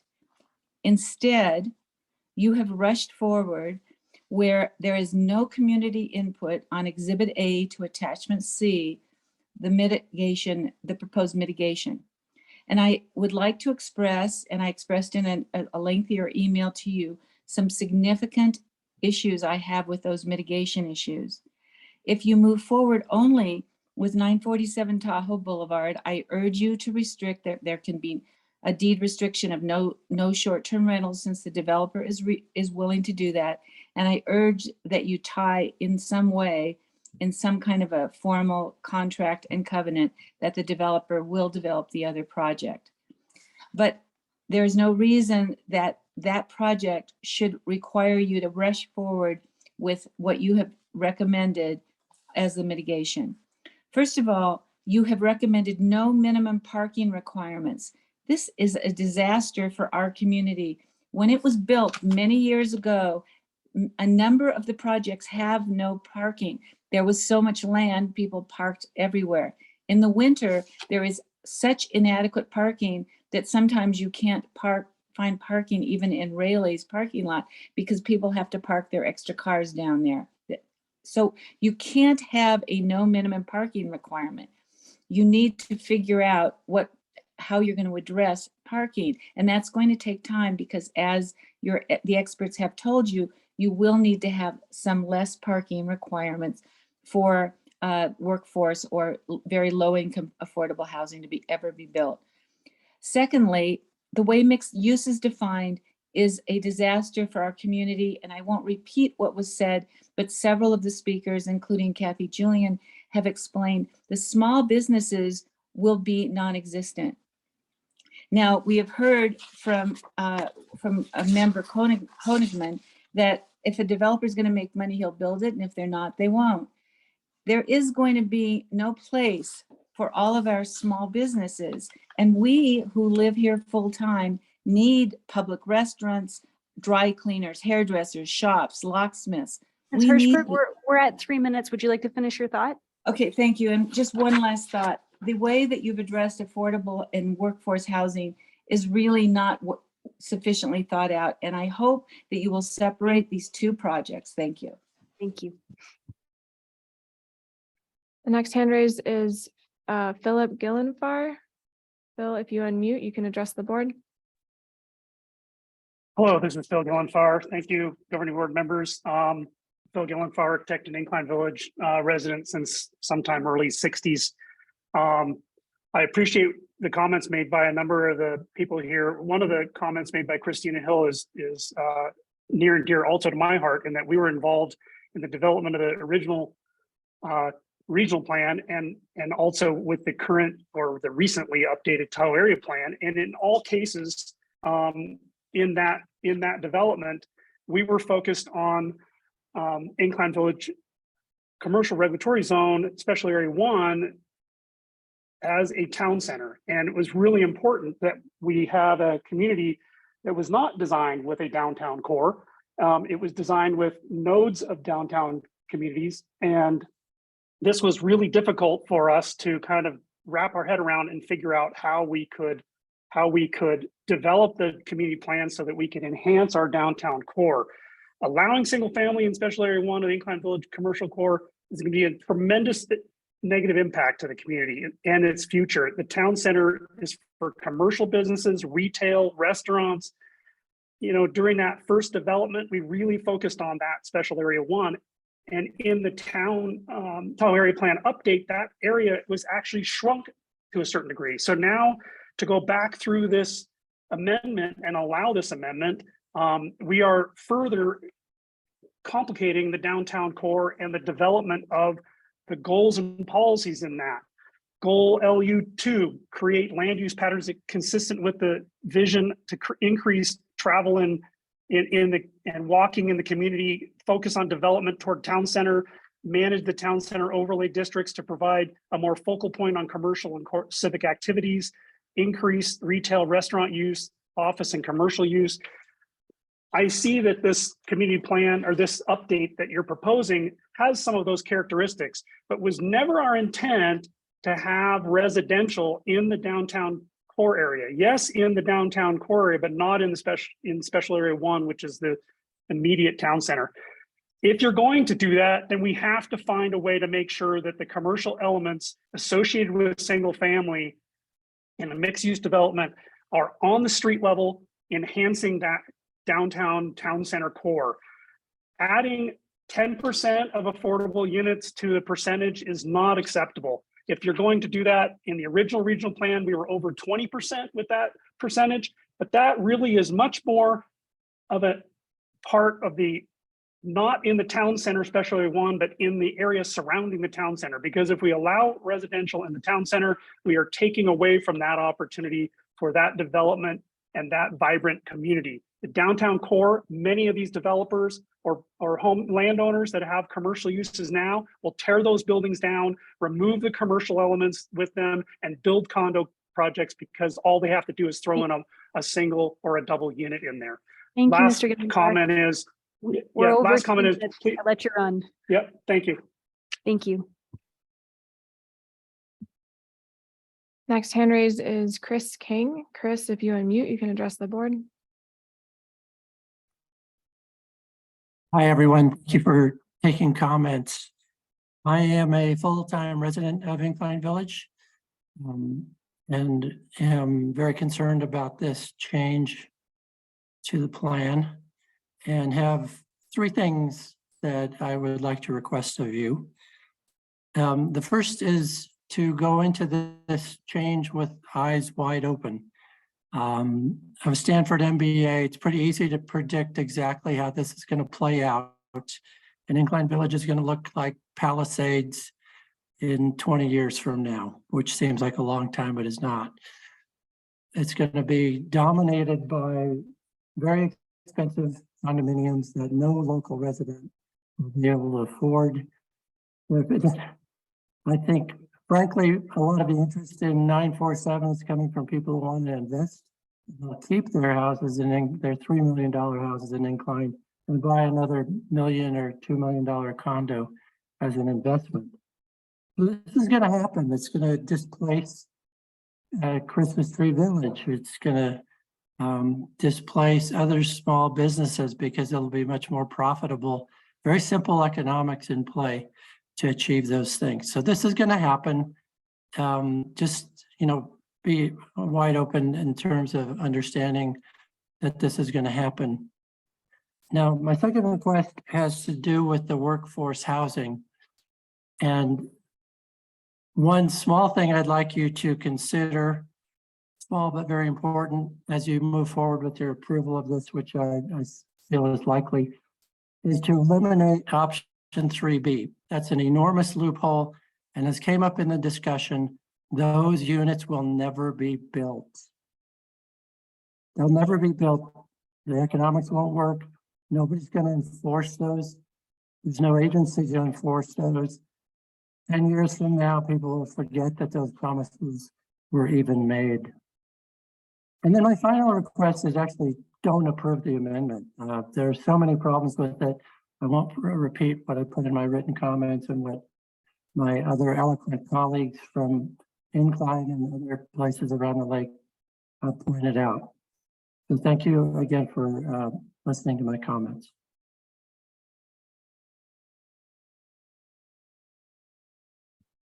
And Madam Chair, we have 5 more hands left. The next one is Alan Miller. Alan, if you unmute, you can address the board. Yes, can you hear me? Yes. Thank you. My comments are for members of the public. My name is Alan Miller. I'm a civil and environmental engineer and activist. I testified earlier in item 6A that my public comments were suppressed online concerning that item. I submitted public comments for this item 6B also that have been censored and suppressed by TRPA staff and deliberately defraud the public in criminal violation of open meeting laws. This suppression of critical public comment is standard operating procedure based on my experience. This meeting is being conducted in violation of open meeting law. My comments included refutation of Mr. Marshall's unsupported assertions earlier today that the agenda was properly noticed.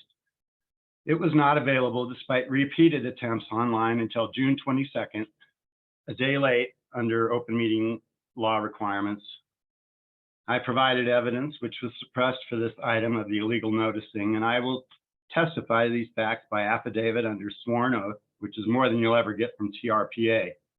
I can be reached at P.O. Box 7526, South Lake Tahoe, California, 96158.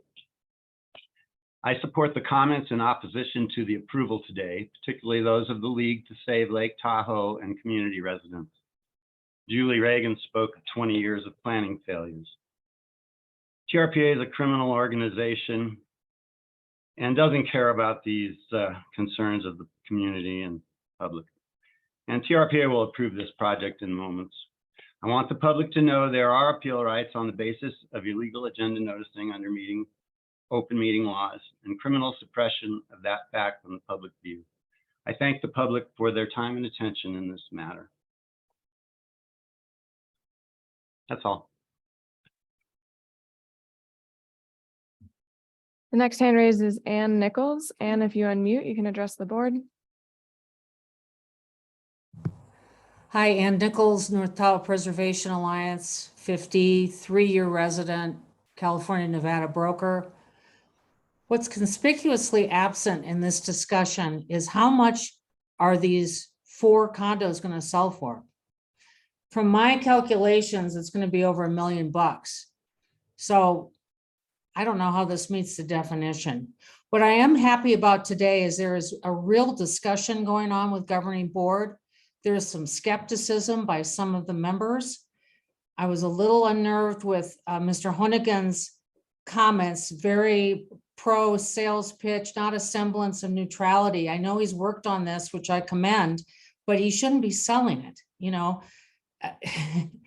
And then Alexis Hill, she says, oh, she's had all these great meetings, all these people are for it. Well, what about all the meetings I've been to where the community isn't for it? She seems to forget that. And then there's this conflict of interest. Alexis and I think Cindy also, well, Alexis is on the Prosperity Center board, the TTD governing board, chair of Washoe County Commissioners, Tahoe Living Housing, local government housing, RPIC, Federal Advisory CAB, and IVCBA, the Business Association. And she's voting on all these issues with housing. She says, well, I'm not taking money. It's not a conflict. Well, you're voting. You wouldn't be on these things if you weren't a member of governing board. It's doubtful. I know you're trying your best, wonderful person, but you know, this is not neutrality. Anyway, this is not a good idea, and lots of loopholes. Thank you very much. The next hand raised is Helen Neff. Helen, if you unmute, you can address the board. Hello, Helen Neff, Incline Village resident. I'll ask again, can you hear me? Yes. Yes, thank you. Okay, so I'm in favor of smart growth, smart development, complete streets, and Vision Zero. And I want to thank you all for reading and considering the written comments I sent, and just point out a couple factors. Parking parameters really require more thought before implementation. There are many plans for improved mass transit in the Lake Tahoe Basin, but the reality is that currently residents don't have ideal mass or micro transit options for every situation, especially trade workers who require a vehicle for work, nor does alternative municipal parking exist or should be built for extra vehicles. Winter restrictions regarding street parking for snow clearance and storage hinder the availability of street parking. There's no real parking enforcement summer or winter, leading to widespread illegal and unsafe parking. So removing parking requirements for affordable or achievable housing without taking current transit and parking conditions into account creates inequity. I hope TRPA recognizes this and does not penalize residents that need vehicles in order to work and earn a living in the Tahoe Basin. And please do think of the equity factor. In regards to enforcement, I appreciate the comment that said this is being addressed. This is enforcement for deed restricted housing. It's important to have enforcement methods in place and policies regarding income requirements that may change over time, defined before the term deed restricted is made part of any plan.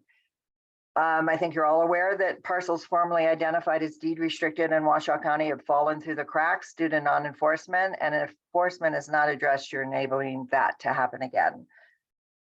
My last point is regarding walkable town centers. They will not be created with this amendment. In Incline, our town center is divided by State Route 28, not a road, not a street, but a highway, with speeding vehicles going way over the 35-mile-per-hour speed limit. This has been proven in an NDOT speed analysis that showed most drivers are traveling 42 miles per hour or more, and that is not a safe walking environment. Just this morning, this is going to be hard for me to say, safety needs to start with the intersection on the east entry to town at State Route 28, Northwood and Southwood. It's a dangerous intersection for vehicles, pedestrians, and cyclists. There is no signal, and it is, by the way, adjacent to the proposed condominium development. I personally witnessed a youth trying to cross at this intersection this morning. Cars whizzed by, totally ignoring the flashing lights if they were even working. I waited for a break in the speeding vehicles and used my car to block the intersection so he could cross. Some of you know I was hit by a car when trying to cross State Route 28 in 2021. This situation happens all the time. I'm sorry, I know my time is up. I just want you to know I had to pull over and cry. So do not approve an area plan amendment on the basis that it will create a walkable town center without addressing safety first. And thank you so much for letting me finish. Thank you.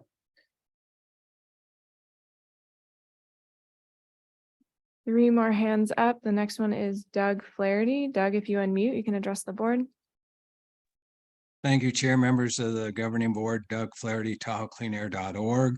The proposed far-reaching TAP amendments applied to over 40-plus parcels within Special Area 1 will open the floodgates to short-term rental proliferation up and down Incline Village's Tahoe Boulevard, thereby creating a significant cumulative increase in human and roadway overcapacity and BMT.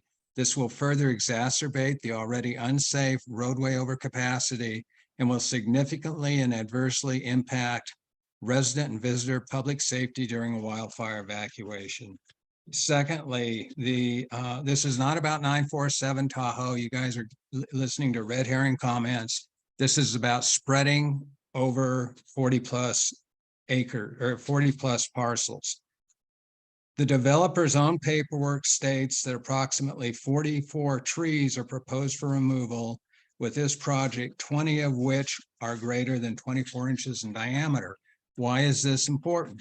Well, because 61.3.7 in the TRPA code states 10, landowner states, private landowners may fell, treat, or remove trees larger than 30 inches in diameter in the west side forest types and larger than 24 inches in diameter in the east side forest types, providing the landowner follows one of the planning processes set forth in subparagraph C. Subparagraph C requires an active or limited forest management plan, which the developer has not produced. We need a forest management plan that stretches and addresses 40-plus parcels. You guys cannot approve this today without some sort of a cumulative impact assessment of how many 24-inch diameter trees are going to be cut down across 40 parcels. Lastly, until the TRPA requires an area plan, cumulative environmental impact statement in connection with the proposed Tahoe area plan amendments and a supplemental cumulative environmental impact statement to the 2012 regional plan, including a discussion regarding short-term rental impacts and a roadway by roadway wildfire evacuation capacity evaluation. The proposed area plan amendment should not be approved. You guys continue over the last many years to use a desktop environmental checklist.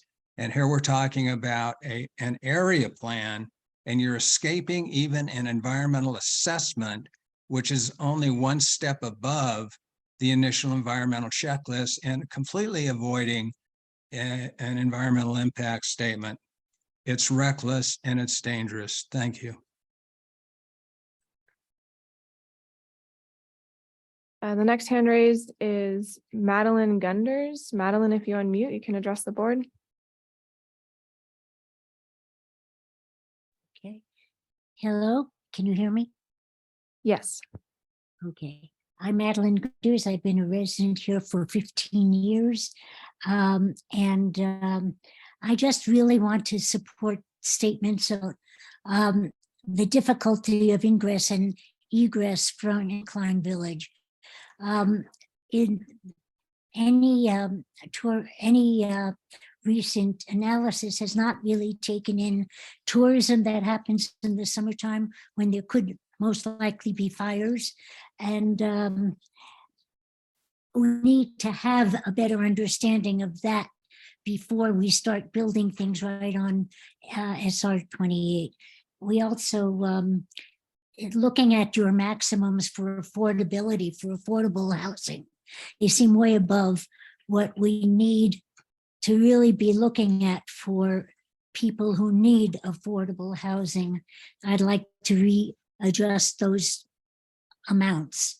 And I'd just also like to say, just look at this past winter as to the ability for people to walk around the area.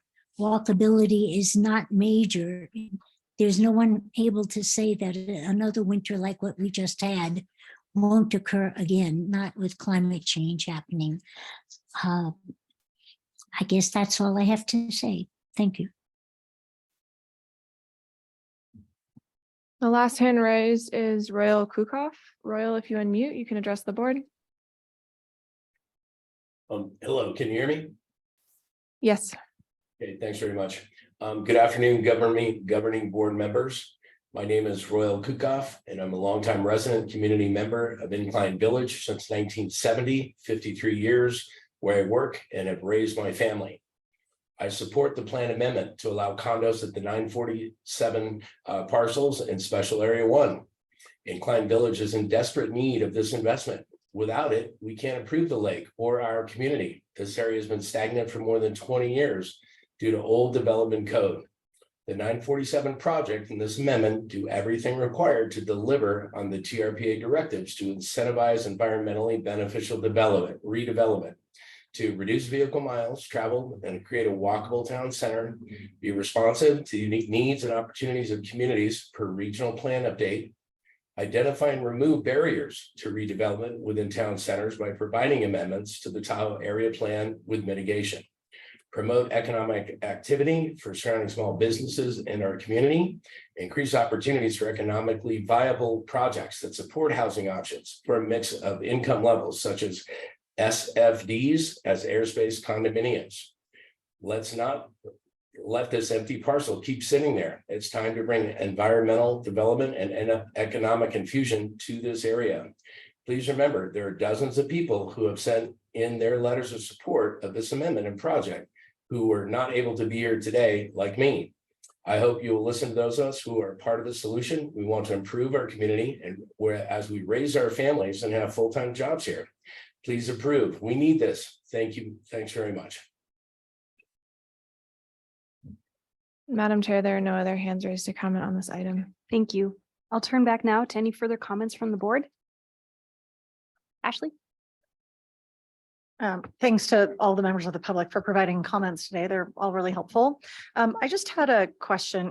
When we were discussing a different project last year, we received a guarantee from the developer that we could receive annual funds to add in some transit. And so in thinking about that, I'm just thinking about with this proposal, how we can potentially get more of that move towards a certainty that the affordable housing will be developed. And if there's anything we can do to add that into our motion or our work or get some voluntary commitment to that, because as many have expressed today, and I have concerns about, we need the affordable housing. We absolutely need that. And we hear that time and time again. And so I'm really interested in hearing from other members of the board, based on, some of the decisions that we've made in the past and from the developers, what sort of certainty they can provide that these other units will be built in a reasonable amount of time such that we can ensure that workers will actually find affordable housing in the basin. So I guess I pose that in part to the developers and in part to members of the board who've been through many of these decisions before. I have that reference point of latitude 39 from last year. Well, I can talk first. I'd like to say, Anne, I wish we tried to get together before this meeting to talk about this and we didn't make it work. So, but hopefully before the next meeting, I am an advocate for this because I do know, when they first said that they had this other parcel and they intended to make it affordable, I thought, well, that's kind of a, that will probably never happen. But, the commitment that they're making to take a piece of land that they own, I don't know what a piece of land in this area in Incline Village, what that would assess for, but it has to be millions of dollars, I would imagine. Certainly more than $1 million. And they are committing that because that land, when you deed restrict it for affordable housing, is not just zero, it's probably a negative value. Like you cannot build on it without putting more money into it just to get back up to zero. So they are committing to at least these 4 units and a piece of land that we can eventually use. I personally want every remaining unit to be affordable or achievable in the basin. But we got to be a little bit practical on here and figure out what we can get. We just voted as a board for a community college dorm room, $800,000 for a dorm room is a subsidy with free land. Sugar Pine Village was hundreds of thousands of dollars a unit with free land. So these things are very expensive to build. We are now getting basically free land that will be able to be used for this. So we're not there. It's going to be a lift to get it there. We're going to have to find some other sources of money, but we've cut out millions of dollars possibly of it. So we're a step closer, and hopefully we can make that money available. We can find places to get that money. I think this is the right place for units. People worry about units being added to the basin. Those units are being added right now all over the forest. Trees are being cut down and luxury homes are being built where they'll never be walkable, never be transit serviceable, and they're being used as short-term rentals anyway. And so if we're going to do any units, I hope that they are all confined to our downtown areas because those areas need redevelopment. We need walkable communities. We need places where our transit can stop to pick up people to take them to the ski resorts, because you can't just drive down the highway and assume someone's going to lug their, schlep their stuff 6 blocks, from their house, built in the forest, to get to it, to get to that bus and wait out there in the snow. So I think that this isn't a perfect deal, but to me, it's a great deal. And for us, I think that the developer made a big commitment to pledge this land. I was actually really impressed that they came forward with that, because that is a huge commitment. And that is why I'm for this. I think it's a much better deal than we had a couple months ago when we considered approving it in the first place. So I hope we will do it. And I hope that we can then help them make sure that those 40 units get built as affordable housing. And then I hope we get the rest of our units all affordable or achievable in our downtown areas in the future. But we're going to have to provide more incentives than are available today. It just doesn't make economic sense as things are today. So that's my spiel. Thank thank you, all the staff who's been working on it. And I'd like to thank the developer for coming to the table and negotiating and giving up that land. Like I said, it's a big commitment. So I appreciate what everyone's done and all the comments in opposition that have helped us push for more from the developer. So thank you. Thank you. Other comments from the board?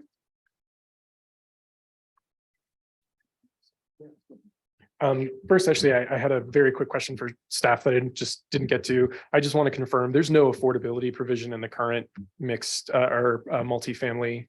If it was to be built as a rental, there's no affordability provisions. Correct. Okay, thank you very much. I want to also thank staff who worked on this. I want to thank Ms. Reagan for confirming that, I will say, I sit here on behalf of the secretary. A lot of the work that we've been doing over the last 6 months since he took office was coming to terms with decisions that were made decades ago and coming up with ways to modernize those systems. So I know that that's a priority of his, and thank you, Ms. Reagan, for wanting to take the agency in that direction. And then to the point that some of our colleagues made, it is important to get more affordable housing in the basin, and we have to get whatever wins we can. And I think that it's clear that this is not everything that everyone in the community would want, or even every member of the board. But in terms of building a 4-story apartment, luxury apartments for rent versus including some affordable housing provisions, I think that's the direction we would like to go in. So thank you very much, Madam Chair. Ms. Aldean? Question for staff. Maybe it's a question for Washoe County. Was any consideration given to making single-family dwellings a special use? Previously, it was not included, but we went from not including it to allowing it. Was there any consideration which would allow, if a special use permit was required, and I'm not applying it really, it would apply to this development, obviously, but the concern seems to be what's going to happen to the rest of the 40 parcels. And this would provide increased scrutiny at some level. Courtney Wakey, Senior Planner with Washoe County. That was not considered, or the county processed the application as presented by the applicant, which did not propose that as a special use. It was something that was brought up at the Board of County Commissioners meeting as an idea, but it was not something that we had processed and gone through, our Planning Commission recommendation and Board of County Commissioners. So at that time, we did not incorporate that as a possibility. Okay, and the only reason that the idea of basically separating the 2 parcels that encompass the 947 condo project from the balance of the special area 1 was because of a concern about spot zoning. Was that the only reason the commission was opposed to that, or Washoe County was opposed to that? Correct. We had reviewed a couple of different options and approaches, and the amendment before you that was adopted by the Board of County Commissioners seemed like the cleanest and most appropriate way to move forward in order to look at the whole special area 1 and not piecemeal or only add the special use, not special use, permissible or allowable use to just 2 parcels. There was a concern from our legal counsel that would be considered spot zoning. So did I don't want to belabor this too much longer, but did the commissioners talk about some of the concerns that have been expressed here today about the loss of commercial? And I know that, commercial is not extremely healthy at the moment, but, obviously, if we're going to meet our thresholds with respect to VMT, we want to provide as many essential services as possible, within the developed area of Incline Village and in other areas around the lake. Was there any discussion about how we're going to address the concern that it might be more profitable to convert, those commercial uses to another use that is higher end and perhaps more lucrative? I do believe, Courtney Wake, for the record, that was brought up. I may actually defer to Commissioner Hill, having served on the Board of County Commissioners at that time. If Commissioner Hill, maybe you want to weigh in on the board's position related to the commercial uses. Sure, I'm happy to. I think the board felt like I mean, that is a concern. It was discussed. I think, I don't want to speak for the full board, but I can speak for myself that I felt like we did as much as we could to require either a mixed use development with condominiums, single family condominiums, or that workforce housing piece as part of the area plan change that staff put before the Board of County Commissioners. And certainly there are concerns about those commercial uses. And we are discussing some ideas and strategies with community members and business owners about how we can support them. But that was discussed, and I think that honestly, what TRPA has done today to require additional floor area for commercial, I think will also help substantially, even more than what the county commissioners adopted. Okay, thank you, Alexis. I appreciate that. Did you have a comment, Jim? I just wanted to reiterate what Alexis was saying is in that you can only subdivide if you are mixed use with the commercial component or 100% affordable. So those are the only two instances you can that we're saying you can move ahead with a subdivision. That is true, but we've provided a lot of latitude within these mitigation measures. Correct. And I think that's the concern from the public is, some of these permissible uses really don't provide services to the general public. Some of them are specific to the development. So, let me just say that I'm thinking about the importance of not letting the pursuit of excellence be the enemy of good, as the saying goes. And we are making some headway, I think, as a result of these amendments. And is it ideal? No, it's not. But there's just so much we can control as an agency and as members of this board. As Vince was pointing out, a lot of it has to do with economics. Just because you will it to happen doesn't mean it's going to come to fruition. And I do believe that the intentions of the developer are good. And I think they will, to the best of their ability, pursue this affordable housing opportunity with the assistance of Washoe County and perhaps with the assistance of TRPA looking for additional funding. I will say also that with 4 units worth, according to statements made by the public and some of the online marketing information, if they're worth 2.5 million apiece, now that's a lot to sacrifice, if it is deed restricted for achievable housing. So that's an additional incentive for them to move forward with a truly affordable housing project on the land that they've identified. So thank you. Okay, at this point, Ms. Lane. I really wish that I had had a longer opportunity to kind of see this and work it through in my mind. I wasn't even able to read the packet until last night, so I'm still struggling with some of this, and not to mention a cold. So my apologies for the hacking over here. And I've been trying to use the antibiotic stuff, so antibacterial. My concern is with this achievable. If I'm correct, Mr. Stock, your slide showed that achievable has no income measurement. It only requires employment in the area. Is that correct? Jacob Stock for the record. The achievable definition can be accessed if you work for if you have one household member that works at least 30 hours in the base for a business or organization registered in the basin, or if I'm correct, and Karen can correct me if I'm wrong, or alternatively, if you make below 120% of the area median income. So there are 2 options. There's the work requirement option and there's the income cap option.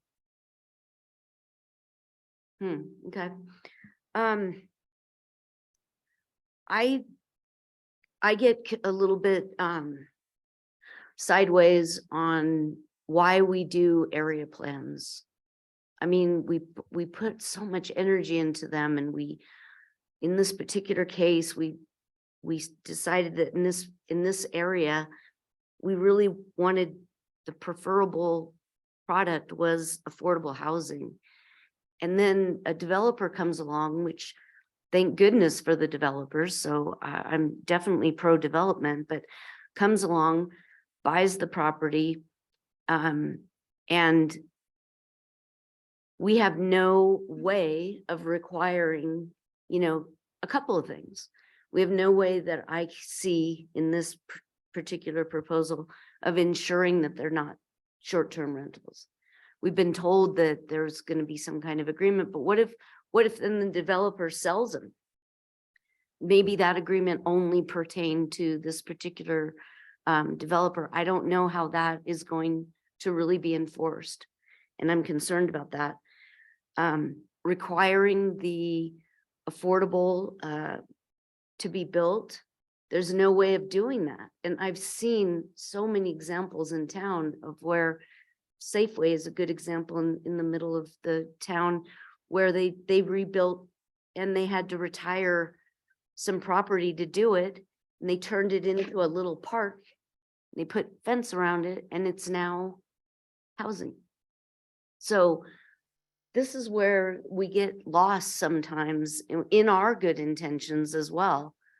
And the other concern I have is that, to your point, Ms. Aldine, is there a way that we can make this only applicable to this particular project? If the board chose to do that, I'm not even sure that I'm totally in favor of that either, but as opposed to the whole entire special area, making this change. So I still have a lot of concerns in that regard. And I appreciate the time. Thank you. Yes, go ahead, Stephanie. Yeah, I guess I had one question, point of clarification. I know we've talked a little bit about the STR and applicant. Maybe it's a question for the applicant, whether they are proposing to, I haven't actually heard that, whether they're proposing to limit STRs on the properties. That's one question I would have. The applicant is proposing to deed restrict the property to prohibit STRs, so that even if the CCNRs, which would provide against short-term rentals, were to be amended, they still couldn't be implemented. So that is definitely a deliverable from the developer's perspective. And just responding, if I may, too, there's a multi-million-dollar contribution of land here that can only be developed for affordable housing as a result of the deed restriction. I don't believe that has ever been done in the basin, ever. In Incline Village in particular, in a commercial area. So it is not a token gesture, it's a multi-million-dollar commitment. And as Alexis knows, the developer has reached out to, prior to much of this conversation, by the way, reached out to Washoe County and proposed entering into a development agreement. Again, because this was an independent pursuit. So the sincerity of bringing real workforce housing, it happens to have gotten married to the project, but its genesis was independent of the project. And we welcome the opportunity to work with TRPA and Washoe County and the state of Nevada to bring this to fruition. So I hope that is responsive to your concern, because it has never been done before, and it is a very, very substantial commitment. Lou, Thanks. can I just ask a quick question? So your client would not object to a condition placed on the subdivision that would require a deed restriction for that you were describing, no STR use? Correct. Which is an encumbrance on title for each of those units. It's something that we couldn't mandate out of this process, because we're just talking about a code or a plan change, sorry. But if there's a commitment here, we can take that forward and move it into the subdivision proceeding. If you were to approve this amendment, you could then proceed with the subdivision for this project, which could then, under this agreement, contain a condition for the requirement of a deed restriction against STRs. The subdivision it's a staff level approval, right? So we would just, Unless directed otherwise. okay, well, I mean, we can always request that staff bring it to the board for action. If that You will may, allay some you of the may, fears. I don't know if you want to hear the whole thing again, including all the public comment, but if that's something the board would want, then we can do that. Well, it's entirely up to the boards. I know there are some members who have some misgivings about this amendment, so if that provides them with comfort, at least that's an alternative fashion. Yeah, I mean, that obviously is helpful. I think with that restriction comes the need for TRPA or some organization to enforce, and then there's no funding for that enforcement. And so I would want that requirement to come with enforcement authority and funding. So I would basically request that the developer, if they're making that commitment, in the same way the developer made that commitment with funding for transit on, other luxury condos that we approved, to, have an additional amount reserved for enforcement to ensure that those units are not used as STRs. That would be my request. I don't know that I would want it to come before the full board to go through another many hours of comments, but I think that moves us in the right direction. And I will say I'm very torn over this decision, in part because while I recognize that we need more housing in commercial corridors, the idea that the first 40 units will be luxury units in the same way we approved in December, and that cuts to the quick for our need to put affordable housing in. It really is a challenging decision to make, and I want the public to know that we're weighing all of this very carefully. But I don't want, I want the STR requirement, and I want TRPA or the county to have authority to enforce. Excuse me, Lou Feldman again. The developer will fund the enforcement and certainly collaborate with TRPA to make sure that that is an enforceable condition. And Lou, I'm assuming that can be added to the CCNRs. You'll have a manager for the association. Correct. Who can monitor, the use of those units. So it would include monitoring and ultimately. There'll be an HOA, and that will be contained within the governing documents. Okay, thank you. Thank you. Is that satisfactory? That is, thanks. And one other thing that we've heard a lot about is that the use of the multi-use for a sales office was a source of concern. What would it take in this motion to remove the sales office as an allowable mixed use?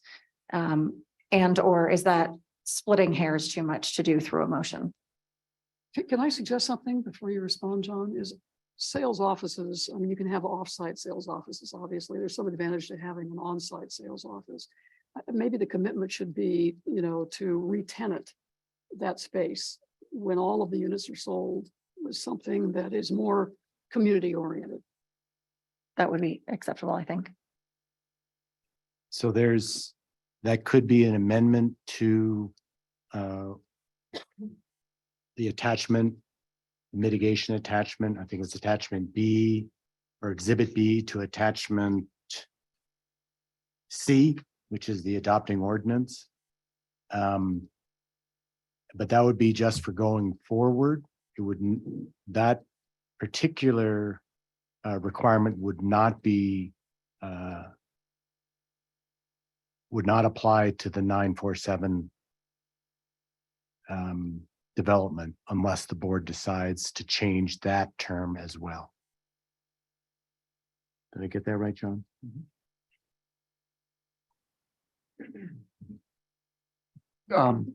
So people understand, I imagine this is how this happens with this building. But when you build a condo building, the retail space is a condo itself. And so someone will have to own it and pay taxes on it or buy it. It could be sold.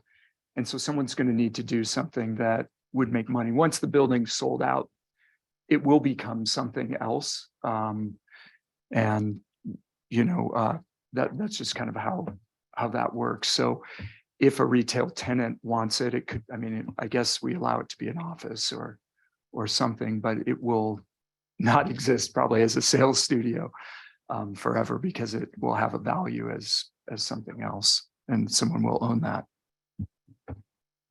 If we move this along, if I may, so we could put a parenthetical statement after sales office that says something like only until all units are sold. And I think that would take care of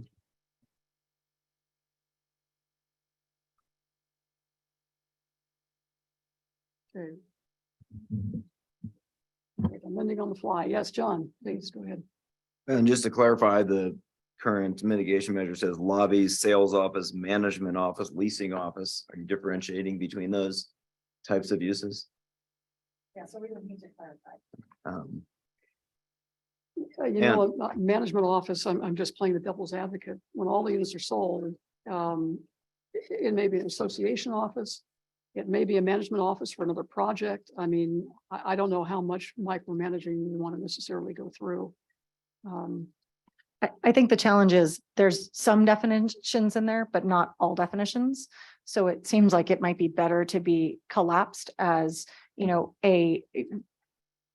I'm thinking on the fly as well, but a continuously occupied, you know, business intended for, you know, regular use or something like that, rather than defining and splitting hairs over the difference between a lobby, a sales and management office. And I agree that, you know, if you're going to have multiple units, there will be a management office, but a management office doesn't provide retail in the mixed use way that a commercial corridor was intended.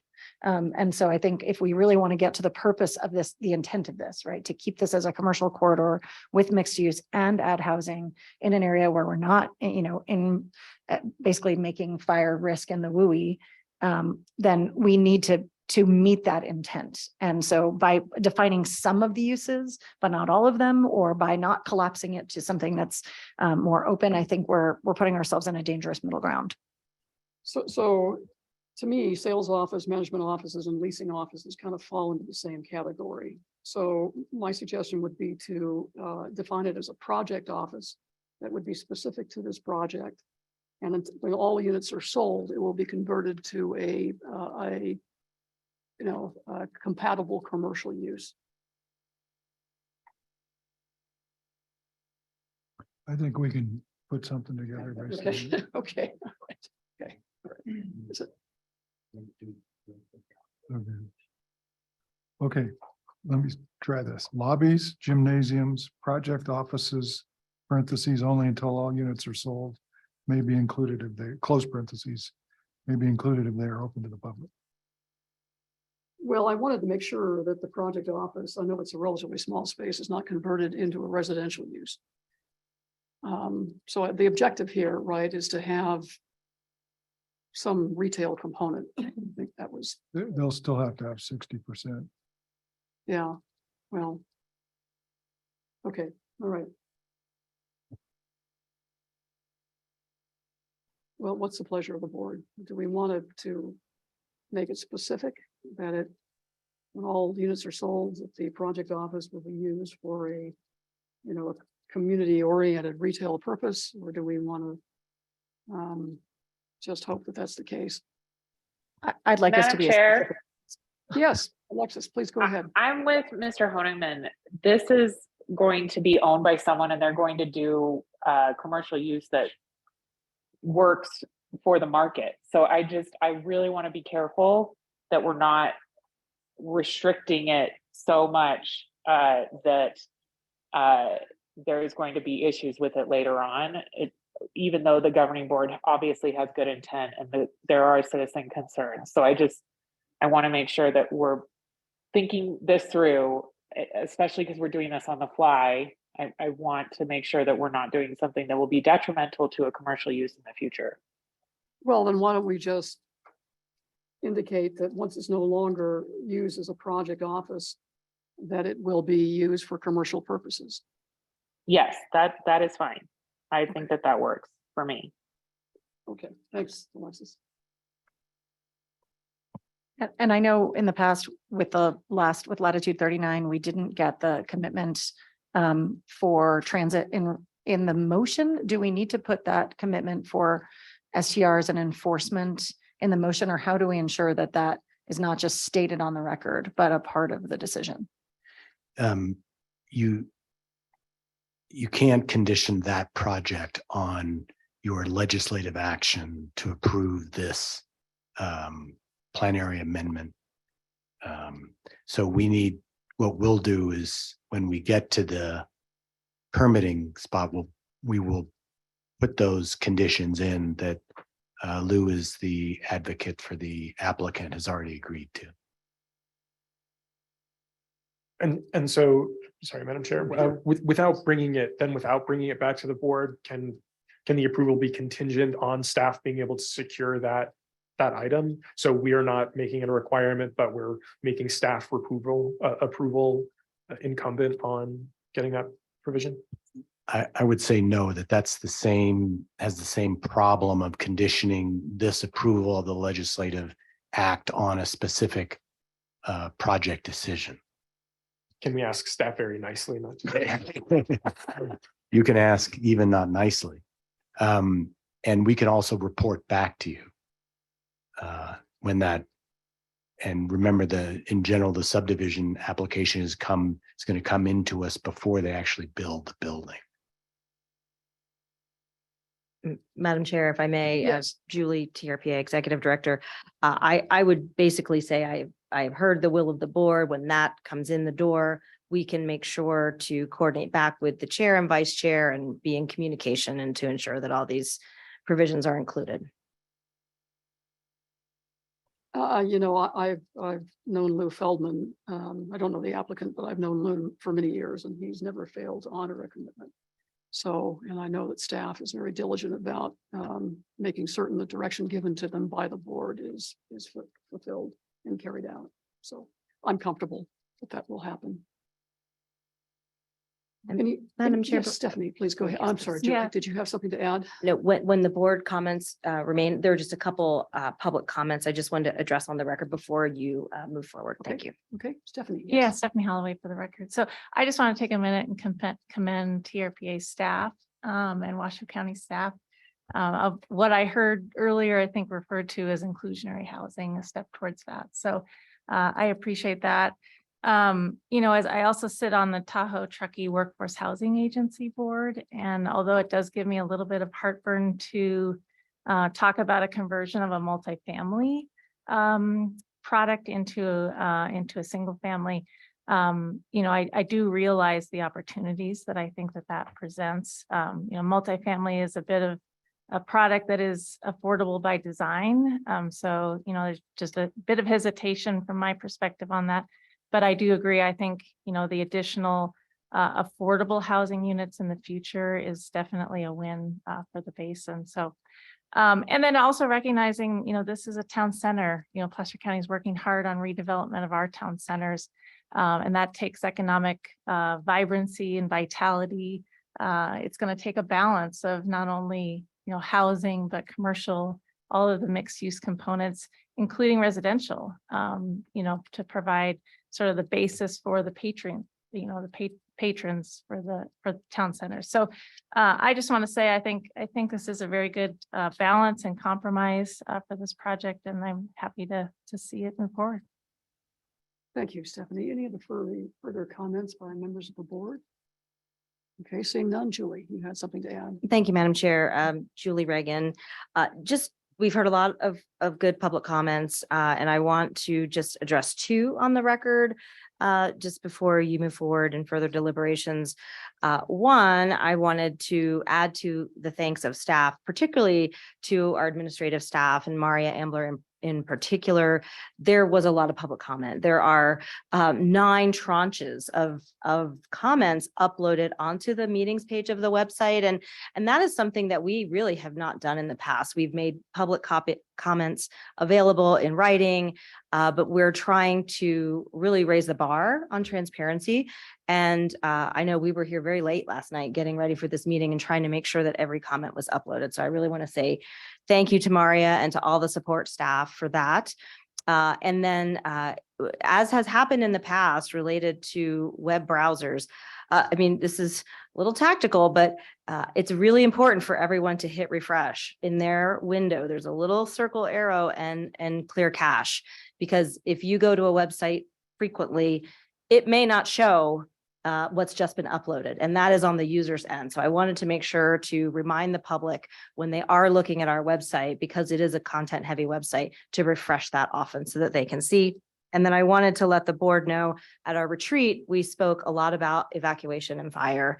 And a lot of work has been done by Dr. Kat McIntyre and other members of our EIP team, working with law enforcement, which is the lead in any fire evacuation, and meeting with sheriffs, representatives throughout the basin, in addition to the fire district agency professionals. And we'll be doing a briefing in June on forest health and wildfire. And then there's a lot more work in the community that we're helping to convene under the banner of the EIP and catastrophic wildfire. So we acknowledge those concerns, and there is some good work that's being done that we'll be happy to share later. So appreciate the chance to speak. Thank you, Julie. I appreciate that. There's one thing that I'm going to mention right now. It's semi-relevant, but it was a suggestion made by Ellie Waller that we incorporate STRs into our tracking system. Is that possible? So we can see what the ongoing trends are. Certainly, we do track them. I'll converse with staff and we can get back to you on that. Okay, that would be great. All right, thank you. All right, so any further Madam comments? Chair, I'll Yes, make the motion Alexis, please. if you'd like me to. Please go ahead. I'd love you to. Okay, I motion to approve the required findings as described in attachment D, including the finding of no significant effect for adoption of the area plan amendment as described in the staff report. And so are we just voting on that first piece and then we Yes. go to the second motion? Okay. All right, we have a motion. Mario, will you please call the roll? Ms. Aldine, Yes. Ms. Conrad Seda, Yes. Mr. DeCara, I, Ms. Faustinos, Yes. Ms. Dis, Mr. Friedrich, No. Ms. Hill, Yes. Mr. Honigman, Yes. Mr. Rice, Yes. Ms. Lane, No. Mr. Settlemyre, Yes. Ms. Holloway, Yes. Ms. Williamson, Yes, and I want you all to know I have been listening, and thank you so much for the patience of transition. okay, Madam Chair, the motion passes. Thank you. Alexis, we have an amendment to the original motion in your packet. Would you like me to read it into the record? That would be wonderful. Yes. I think. Can John read his version and see if that's, Sure, absolutely. It What was you just a had. general as amended. So if you want to Oh. be specific, I'm sorry, we need to read to you the actual amendment.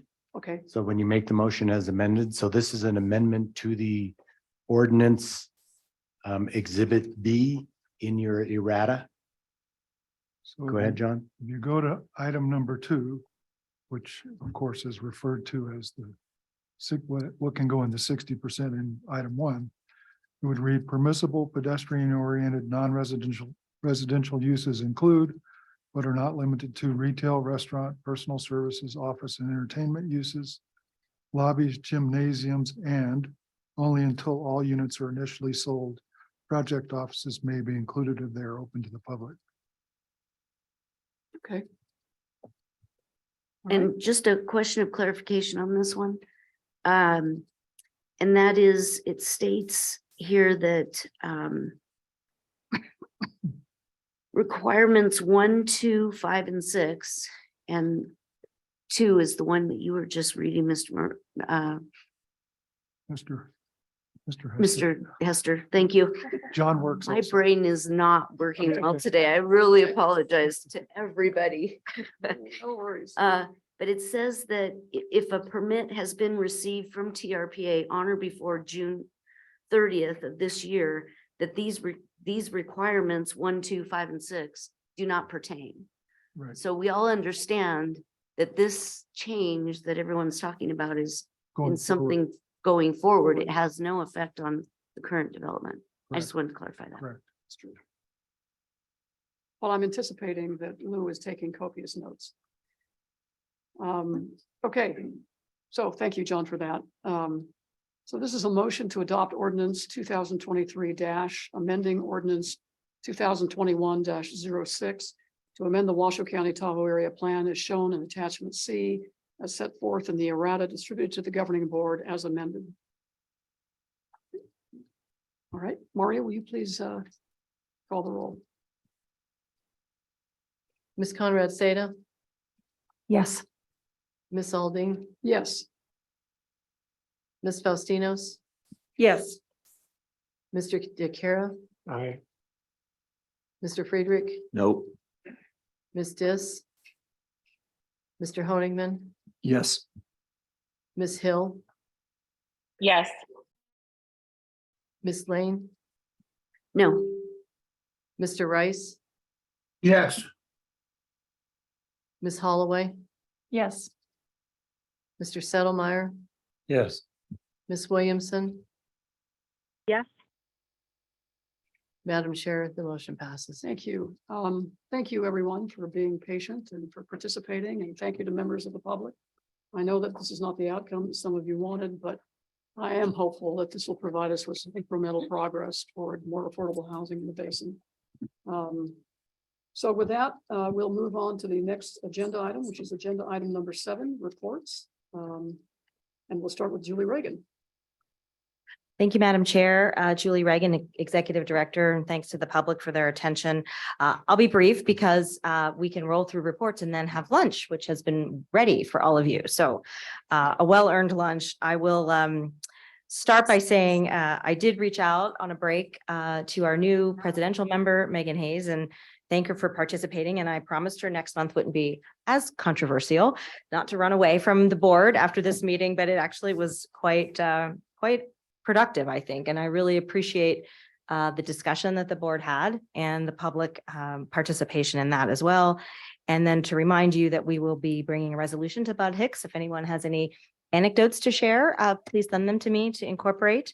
I want to make sure that you saw in the e-news or in other media roundups, the big launch of the Destination Stewardship Plan that last week at Round Hill Pines, about roughly 20 partner entities came together to launch. And included in that plan, which I do encourage you to review or to chat with your constituents or colleagues about, it addresses a lot of what we heard today. And I think it's a really important element that underlies a lot of the public comment and a lot of frustration that we hear in the community, that we need to work on these challenges together. And, you know, all of us who have lived in the community a long time have made a choice to live in a resort town. And I, for one, know it's not easy, you know, on a Sunday to get home and it might take an hour, which should normally take 15 minutes. And these are boiling over. And the Destination Stewardship Plan tries to address that in a holistic way. And I'm really proud of TRPA for the leadership in bringing that plan, working with roughly 15 to 20 partners. The plan almost didn't make it over the finish line because it's hard. Collaboration is challenging, and public and private and nonprofit and local governments and, you know, the U.S. Forest Service and TRPA to get everyone on the same page to deliver. That plan was a Herculean effort, and you've heard about it, but now we have to put it into action. So it's a really big priority for our basin partnership.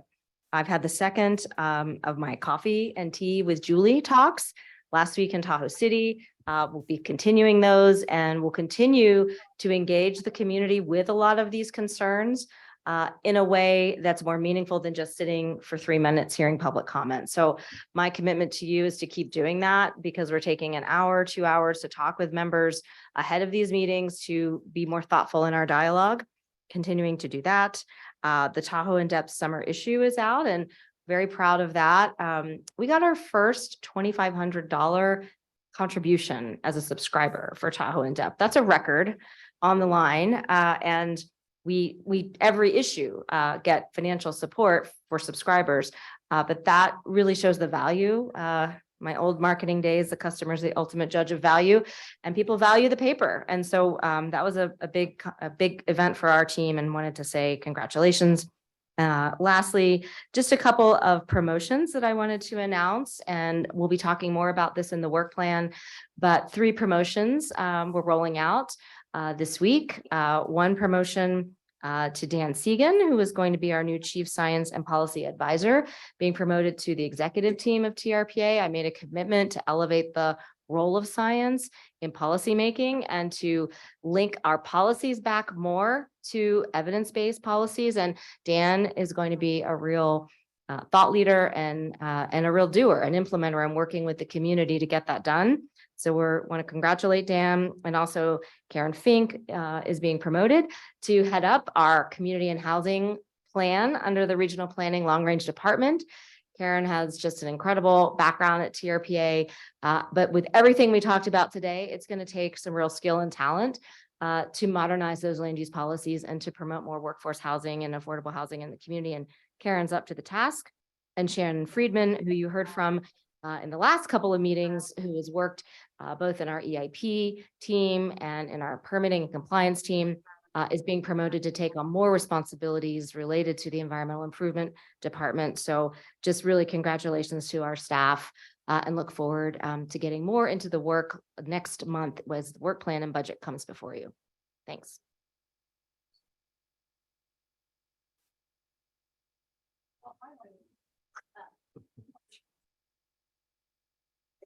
I think you all received the email regarding Measure T litigation for the city. If you have any questions, please direct them my way or to John or the city attorney. The only other update is after many fits and starts, I think we have finally got a settlement agreement and a dismissal with prejudice in the Dobbins case, which is a Glenbrook Bowie appeal that you heard a while ago. That should be resolved in the next month.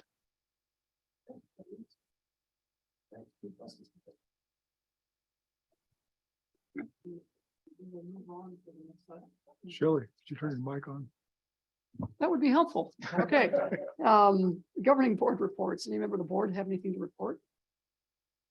Yes, go ahead, please. I just really want to thank the executive director, Julie Regan, and the Tahoe Regional Planning Agency for partnering with El Dorado County last week, the Tahoe Conservancy, and also the League to Save Lake Tahoe.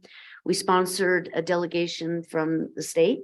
We had 3 legislators come and visit, and we went out on the TRPA boat and talked about AIS, our favorite subject, and also demonstrated how we measure lake clarity. And TRPA really led the way on that. And I just really appreciated your time and your professionalism, and it was well received. So thank you. You mean the high-tech sucking dish? Yeah, high tech is right. Okay. Thank you for that. Okay, appreciate it. Okay, no other governing board reports, and we will move on to the next item on our agenda, which is our final public comment period.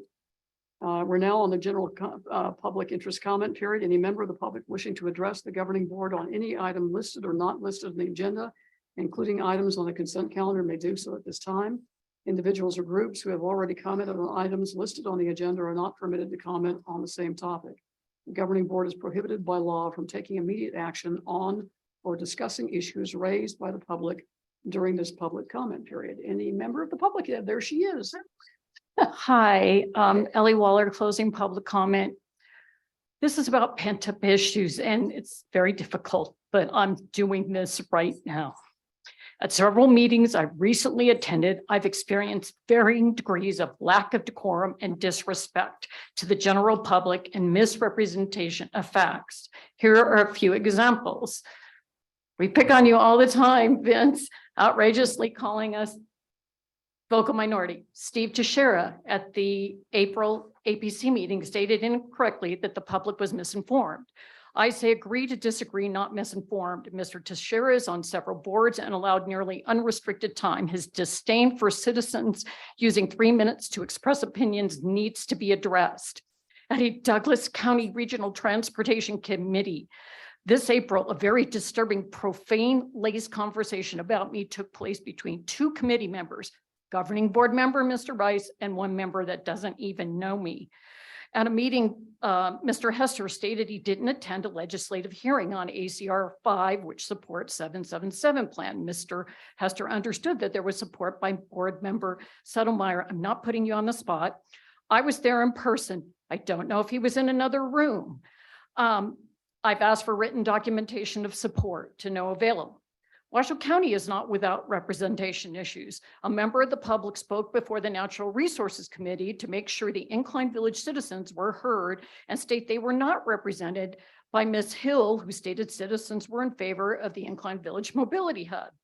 Governing Board Chair Gustafson trying to placate the public after a member of the public had asked to go first because she had another engagement. We all have other engagements. Is there a new process? You could be opening Pandora's box. Again, Mr. Honigman, March 22nd committee meeting note said that there has been a lot of public comment on certain issues, which has been pushing the governing board to the point where they don't have a quorum and have to stop the meeting. I see issues with applicant representatives like Lou Feldman given unrestricted time, which pushed public comment to another area. I will, well, I'm going to exceed 3 minutes. Someone, and I'd like to know who, had Douglas County slapped by a senator for not playing nice in the sandbox about a request for funding South Shore Transportation Management Plan for this event center microtransit. That senator pulled that, thankfully, after being enlightened. From the history books in Placer County, when Tahoe CEO's office representative hit all by mistake when answering an email and called the citizens a bunch of effing idiots. And lastly, a perceived disrespect to your own board member. Bill Yates made a suggestion for reevaluation of VMT at 1298 count. That was really too convenient under the 1300 count, by my opinion, requiring more scrutiny. It was suggested that it be reviewed before, and robust discussion ensued, and Chairman Gustafson even had Gordon Shaw consult, and many still weren't convinced. Let's be clear, the continued poor behavior and mistreatment of the public must stop, and facts, not suppositions or assumptions, must rise to the level of competence of our elected officials. I started in 2007 with the pathway, and thank you for letting me do this, pathway, which led to the regional plan update in 2012. The public comment environment was much more friendly. In 2017, there was a cast of a dark shadowed note in Placer County when then Commissioner Euler summed it all up. That thank you for your input. We're going to take the maximums on this area plan. Well, why would anybody want to continue to do public comment? I care about Tahoe. It is now my backyard. And for all of you that don't know me, I do attend many meetings, many jurisdictions, and I will go on. I'm not toot my own horn. I do this because I care about Tahoe. And a dear friend that's passed, and many of you won't know Mike Donahoe. I didn't know how important this badge would be to me. Tahoe is my backyard, and that's where I live now. Thank you. Thank you, Ellie. I think I can speak on behalf of every member of this board and members of TRPA staff. We do appreciate your engagement. You are very considerate. You know, you're not vitriolic. You know, you don't call us names, offensive names. And we hope to return that favor by being respectful and allowing you the time to express your concerns. And for once, you know, I spent a lot of time reading all the letters that we received, and I do appreciate the history lesson that you provided all of us with regarding things that have occurred in the past and the links to various other communities who are experiencing similar issues with tourism. So those things don't go unrecognized, Ellie. So thank you for your comments. Any other comments by members who might be joining us here in person? Seeing none, Yes, Catherine, any comments from members of the public who are joining us virtually? Thank you, Madam Chair. We have two hands raised. The first hand up is Ann Nichols, and if you unmute, you can address the board. Hi there, Ann Nichols, North Tahoe Preservation Alliance. That was hard for Ellie. But anyway, good honor, don't take this kind of abuse. But anyway, regarding the TRPA stewardship, Tahoe stewardship, it's being promoted by 15 to 17 organizations, 6 of which are tourism businesses. 3 of the 5 hired consultants are tourism organizations. And then there's Civitas, which is the entity that circumvents required referendums or votes by the public to increase taxes. The funding proposals are really 3. And the only one that is possible, is a PID, a tax on properties in certain districts. They want to tax our real estate owned properties to fund transit, infrastructure, whatever. Because this is so ill-conceived. I just can't imagine why TRPA is doing this. Are you no longer, so now, TRPA is funding tourism or promoting this association of people for tourism for more. And, they've assigned things to the Prosperity Center for what is TRPA doing anymore? Is everything just being, and then it's all the same people on all these committees and all the same boards. So it just really seems to be an abuse. And I just can't, this is not going to help transit. It's just money, and it's being run by tourism agencies. And I don't think the public, they say in their own notes that the public generally thinks tourism is not helpful. It's not good for our quality of life. So why are they in charge? Anyway, I hope you'll really read this plan carefully. And I hope Julie will reconsider. People are not in it, are not buying it, rather. Thank you.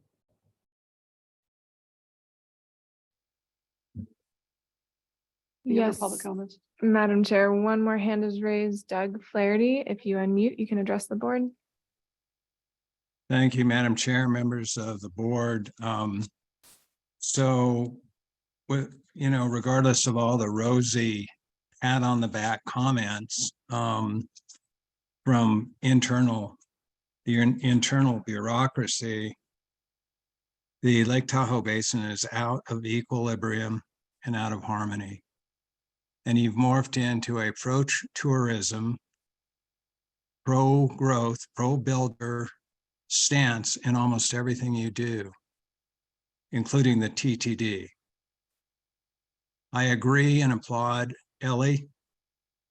Her story is not unlike many others from the abuse that the boards and committees dish out, whether it's, body language or disdain. We have a right, we have a role to make our comments. And I would like you to consider that you strayed from your mission statement. And I would like you to cease and desist any future approvals of any projects that promote increased height, density, and coverage until you do a supplemental environmental impact statement connected with the 2012 regional plan that supported previous increases in height, density, and coverage, and that you guys talk to your staff and make doubly sure that when staff addresses your commissions and committees, that they speak truthfully and objectively and not twist the facts. And that has been happening for years.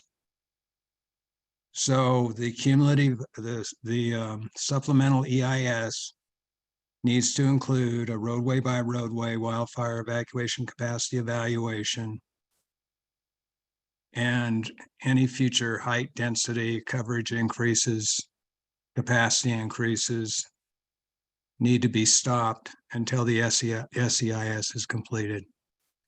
Thank you very much. Thank you.